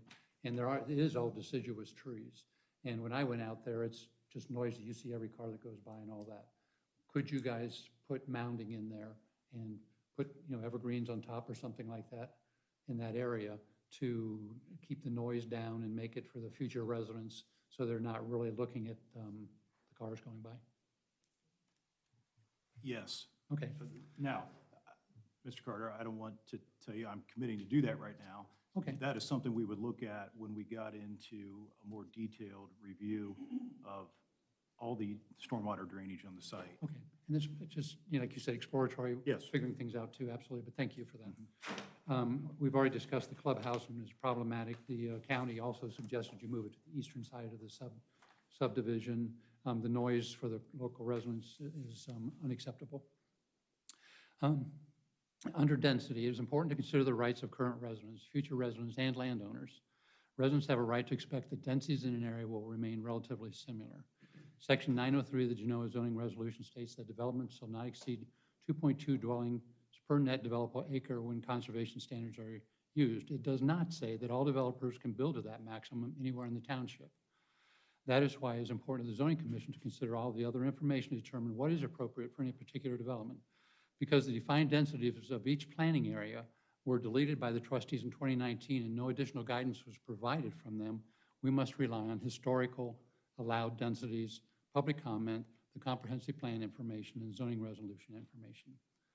We're currently considering a Hoover overlay proposal at a 1.65 density. It is not supported by any documentation, that 1.65, and more than doubles the historical densities in planning areas 2, 3, and 4. Increases planning area 5 density by 0.30. It has been compared against Vinmar Farms before, so this is from developer notes from that development. The basis of Vinmar Farms density as a set point for density for all the planning areas is not valid, and based on the developer notes is closer to 1.2. From the developer notes specifically, the site is 87.2 acres, 122 units for a gross density of 1.4 units per acre. The combined density of Vinmar Tract, Romanelli Tract on Big Walnut Road, which I believe is Walnut Grove, and Fleur Road Park is 1.11 units per acre, and that's what we need to use as an example there. The zoning in planning area 5 has been 1.35 for a long time, and the adjacent PRD is 1.35. Zoning resolution 901.01A says, preserve and extend the charm and beauty existing and inherent to the rural residential character of Genoa Township. On F, it says, promote development patterns in harmony with land use density. That means similar density to people who live nearby. Transportation facilities and community facilities. There was a referendum on a 1.89 density development that was supported by the township to the tune of 76% of the residents. Ohio Revised Code 51902 and our zoning resolution 102.02 gives townships the right, in accordance with a comprehensive plan, to determine lot size and density. 103.03 of the zoning resolution says we have to ensure the compatibility of land uses which are either adjacent or in proximity to each other. Zoning resolution 103.08 says to implement the recommendations of the Genoa Township Comprehensive Plan in effect at the time to achieve the goals of said plan. So the comprehensive land use program has guidelines, and it said, and it asked us to consider, would the proposed change be contrary to established land use patterns? Yes, it would. Create an isolated incompatible use or zoning district? Possibly so, as it's currently zoned rural residential. Be incompatible with the density pattern of the surrounding area? Absolutely. Adversely influence living conditions in the surrounding area? Possibly. Inversely impact traffic flow? And we can talk about that, but I believe it would. Provide sufficient and appropriate located traffic access points? I don't believe it does. Grant special privilege to a property owner that will not be granted to others at the expense of the general welfare. Also, it says we'll seek divergences without clear expression of how such divergences from the zoning resolution serve the interest of Genoa Township residents at large. There are many examples of economically viable developments in Genoa Township that are much lower density. Walnut Grove itself, right next door. Britton Woods on the other side of is 1 house per 2 acres required because they don't have sewer there, but in fact, they're doing very well and is an absolutely beautiful development, and has established that rural residential development can be done economically feasible in these areas. And the Reserve of Vinmar, which is at 1.4, and if you drive in there, that's a beautiful development. And that's just to name a few. Traffic has been talked about. Obviously, a traffic survey will be required. Right now, with the senior, using this as a senior development, 560 vehicle trips per day will be out of there. And that's, and 962 trips would be there if it was normal housing, and we could debate where that is in between. By my calculations, in counting houses along Walnut Road, in between Big Walnut Road between Old 3C and Worthington Road, that'll increase by 30% the amount of traffic on the road. And then the one person asked about adding turn lanes or something like that, and the county will always determine that. The Delaware County Regional Planning Commission suggested providing emergency access to Fleur Drive, but by our zoning resolution, you're not allowed to do an emergency access. It has to be the real road.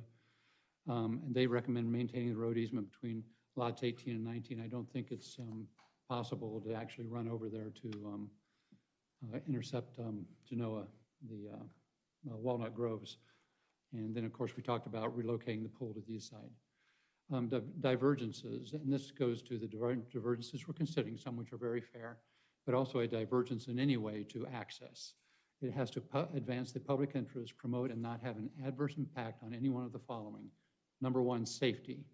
Next, the assurance of the compatibility of land uses which are either adjacent or proximity to each other. There have been now, I think, over 30 emails we've received from the public, and they are not in favor of this. And I would like to thank the residents that spoke today, because our residents are getting better and better at understanding all this and presenting themselves in a very fair and very fair way. So I just, in closing, I'm against the proposed developments. It does not meet the safety, access, traffic, density, public welfare, and rural requirements as dictated by the zoning resolution and the comprehensive plan. I think since you asked what other things are possible, it's like rural residential is a possibility there. We do have some beautiful developments that are rural residential, and I'm sure something could be worked in there. And with the 29 lots and the access issue, I mean, that would be a beautiful, beautiful development there. Thank you.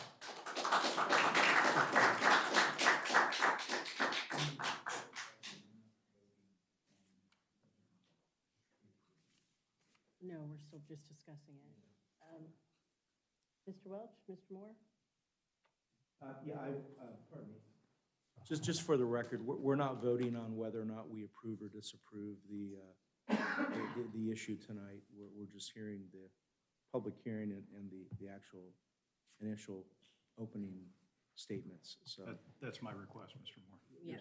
Yes, so I just wanted to reiterate Good, that. but we heard ask for your request for a Absolutely. continuance. Yes. And I think all the information is very good. I just have one question, and it's one that may be one that you need to contemplate a bit longer, but in listening to everything and reading the details, is there a viable entry point and exit point in reality to be able to access your proposed subdivision? And I think that's something that, you know, you can answer briefly now, or you can think about, because I think in all the items that I've reviewed, I've heard, my esteemed colleague has gone through, you know, case in point within this zoning resolution that we've put together and our trustees approved. I think that's a very large piece that we need to look at, regardless of the look, feel, density, clubhouse, pool, pickleball court. That's a real big issue, I think, that we got to look at. And I think for me, at least, it looks more towards not necessarily the qualitative piece, but does it actually foot to the zoning resolution? And if it does not, are there reasonable, all the elements, all the tests, as I call them, qualities that would make this viable for divergence or for the other elements that you have at hand to be able to compel this group here, and then furthermore, the trustees to say, yes, this is a compelling statement that will be able to have this go forward in a safe and sound manner. That's my take there. Thank you. Thank you, Madam Chairwoman. Access, the U doesn't work for me. That's not the intent or the spirit of the zoning resolution. And so the secondary means of access or egress, however you want to phrase it, is a huge concern for me as somebody that spent 25 years in public safety, as well as parking availability and things like that, especially considering the nature of this community where there's it is more likely that there will be a higher use of public safety services in that community based on the age of the projected residents. I think if I were to sum up my sentiments, I think the gentleman there wearing a hat, and I apologize, I didn't write down your name when you spoke, but I think he summarized it best when he said that he didn't say that, but Not quite sure what's happening.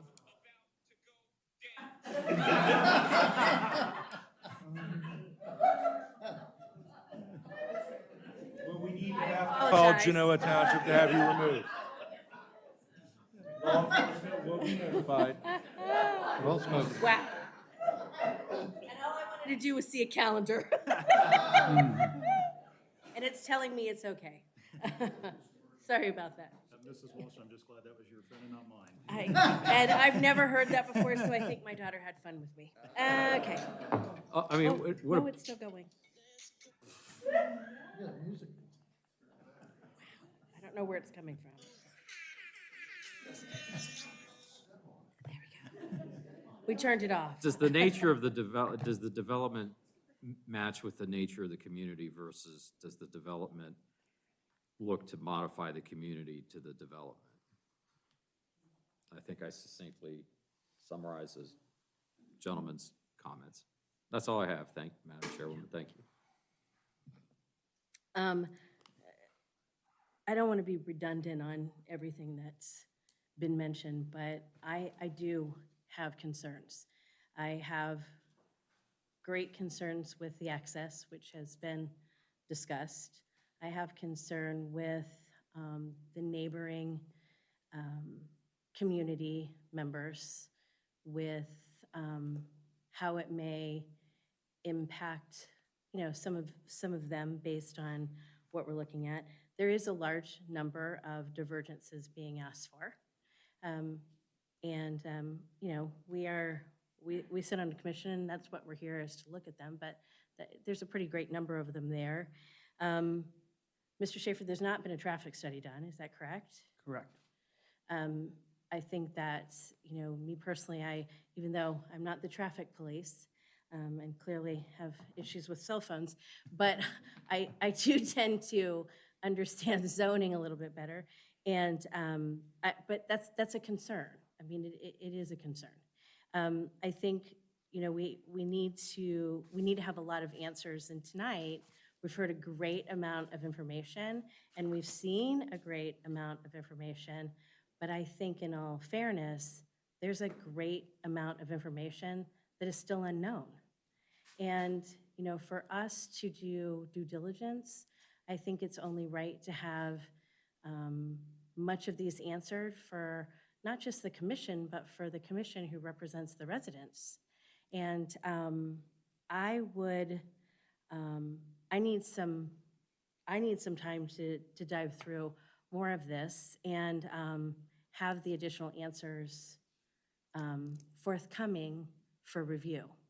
So I would say that I would not, I'm glad you asked for a continuance because I think that would be something that I would want to see. I would look for a motion from, Madam Chairwoman, Yeah, if I may, yes. Mr. Rhodes used the term tabling, so I guess I just want to clarify. Under our rules of procedure, tabling would be to a date, time, and place uncertain, which means you'd eventually have to tell us when you wanted to come back, pay a new fee to get back on the agenda. If you're looking just to go onward, but you know what meeting you want to come back to, that would be under the commission's rules of procedure a continuance. So under a I heard continuance both terms, versus so I just a wanted to make sure. You said tabled, and then I think everyone referred to it as a continuance, and you Just want to kept make sure giving everyone's on the same page. not a verbal acknowledgement, but a physical acknowledgement. Very good point, Mr. Schaefer. Yes, I would like to amend my request that this be continued and Okay. not tabled. And, I'll return at the board's discretion. Looking at your calendar, it seems to me that the May 9th meeting of this commission would probably be too soon. And so I would like to return to the June 13th meeting. Which I was trying to look at a calendar when I disrupted the meeting. I'd also strongly urge you guys to talk with homeowners associations. There's obviously a strong voice here. Yes. And, I think it would do you well to speak with them and get their opinions. If I may make one more, just sundry comment, Ms. Chairman, and it's to your point as well. Continually throughout the evening, lots of themes, but one that struck me is drainage. We hear drainage quite frequently in the zoning commission. The thing that I've learned in being a commissioner over the last few years is that we need to make sure that two things are established. Number one, the group that is actually promulgating the project needs to do their job because there's a variety of other outside elements and that weigh in on that.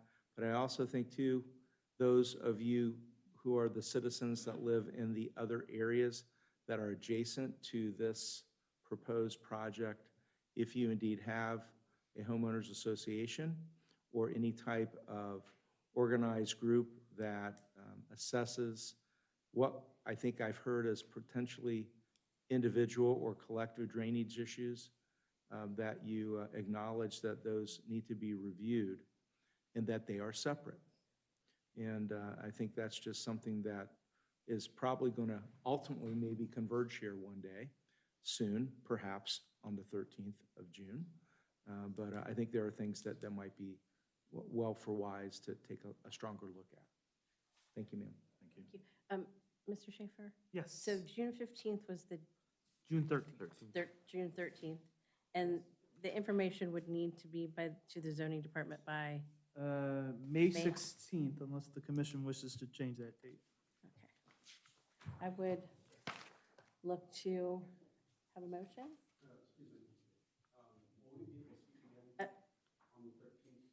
Point of order, we'll answer that after. Yeah. Mhm.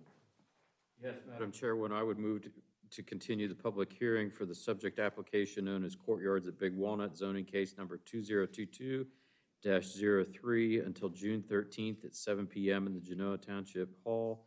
Additional or revised materials would be due to the Genoa Township Developing and Zoning Department. Joe, how much time do you need? The calendar says May 16th, so I'm comfortable with that. I feel like, especially with the interest in this, we want to give as much lead time as we can for people to review the materials. Is 35 days sufficient to the applicant? It is. All right, so that the additional materials would be due to the zoning and development and zoning department by 4 PM on May 16th, 2022. Do I have a second? Okay, Mr. Bishop, thank you for the second. We have a motion and a second on the table. Mr. Schaefer, roll call? Mr. Bishop? Yes. Mr. Carter? Yes. Mr. Moore? Yes. Mr. Welch? Yes. Ms. Walsh? Yes. The motion carries, and the hearing is now closed at 10 after 10. Thank you. Thank you for all, thank you for everybody coming and being patient and respectful. We're, at this point, we are going to take a 5-minute recess to allow the public time to exit the building.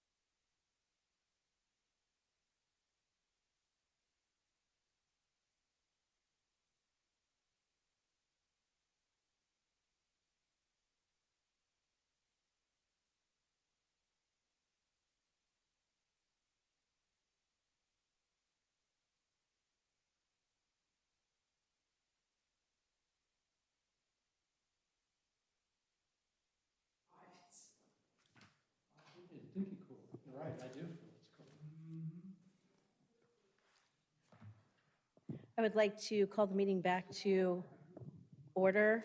At this point in time, we would like to open the floor for nominations of officers. I move to nominate Mr. David Leff as chair of the zoning commission. Is there a second? I will second. I would like to go on record to say that Mr. Leff did previously speak with the township department and said he was willing to serve again as chairman. Right. I wanted that to be on the record. But he's not here to say no either, so. Well, but he did say he would serve, so that's a positive. Mr. Schaefer, would you be so kind to call roll? Is there any discussion other than what we just had? Mr. Schaefer, would you be so kind to call the roll call? Roll call, Mr. Bishop. Yes. Mr. Carter. Yes. Mr. Moore. Yes. Mr. Welch. Yes. Ms. Walsh. Yes. I believe we need to close nominations, but we have no other candidate. Yeah, I guess I didn't close nominations, but. That's okay. Hearing no other candidates, I believe we are safe. You can make a motion to that effect I unless don't- anyone, I think we just, I think we already elected him. I think we're pretty good I with that, and second. I don't think we don't have any. well, we had a second, so. We did have a So second was that already, was that a and we formal already had a motion? vote, and we had discussion, so, Mr. Leff, when you hear this, we thank you very much. All right, and at that point in time, I'd like to open nominations for the position of vice chair, please. I believe I heard Mr. Welch was interested in serving as vice chair. Did I hear that? I nominate Chip Welsh as vice chairman Second. of the Genoa Zoning Commission.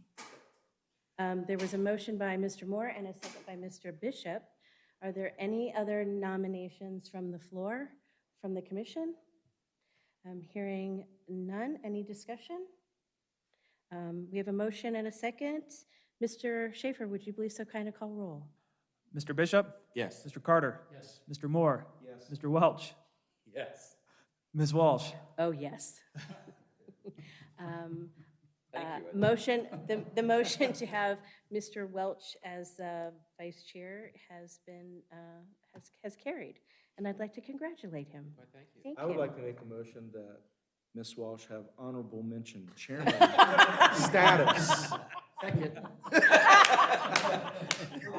I love my term. I can second everything. I love it. At this time, I will see a lovely empty room, so I was going to ask for any public comment regarding any zoning topics, but everyone has now vacated, so I think we are good to go. Our next meeting will be May 9th, 7 p.m. at Township Hall, and we would be scheduled for a May 16th site walk if there's a request made by April 18th, 2022. Do I have a motion to adjourn? So moved. Is there a second, please? Mr. Welch made a motion, Mr. Bishop made a second. We'll do it verbally. All in favor say aye. Aye. Opposed, no. Ayes have it. Motion carried. Meeting is adjourned now at 10:20 p.m.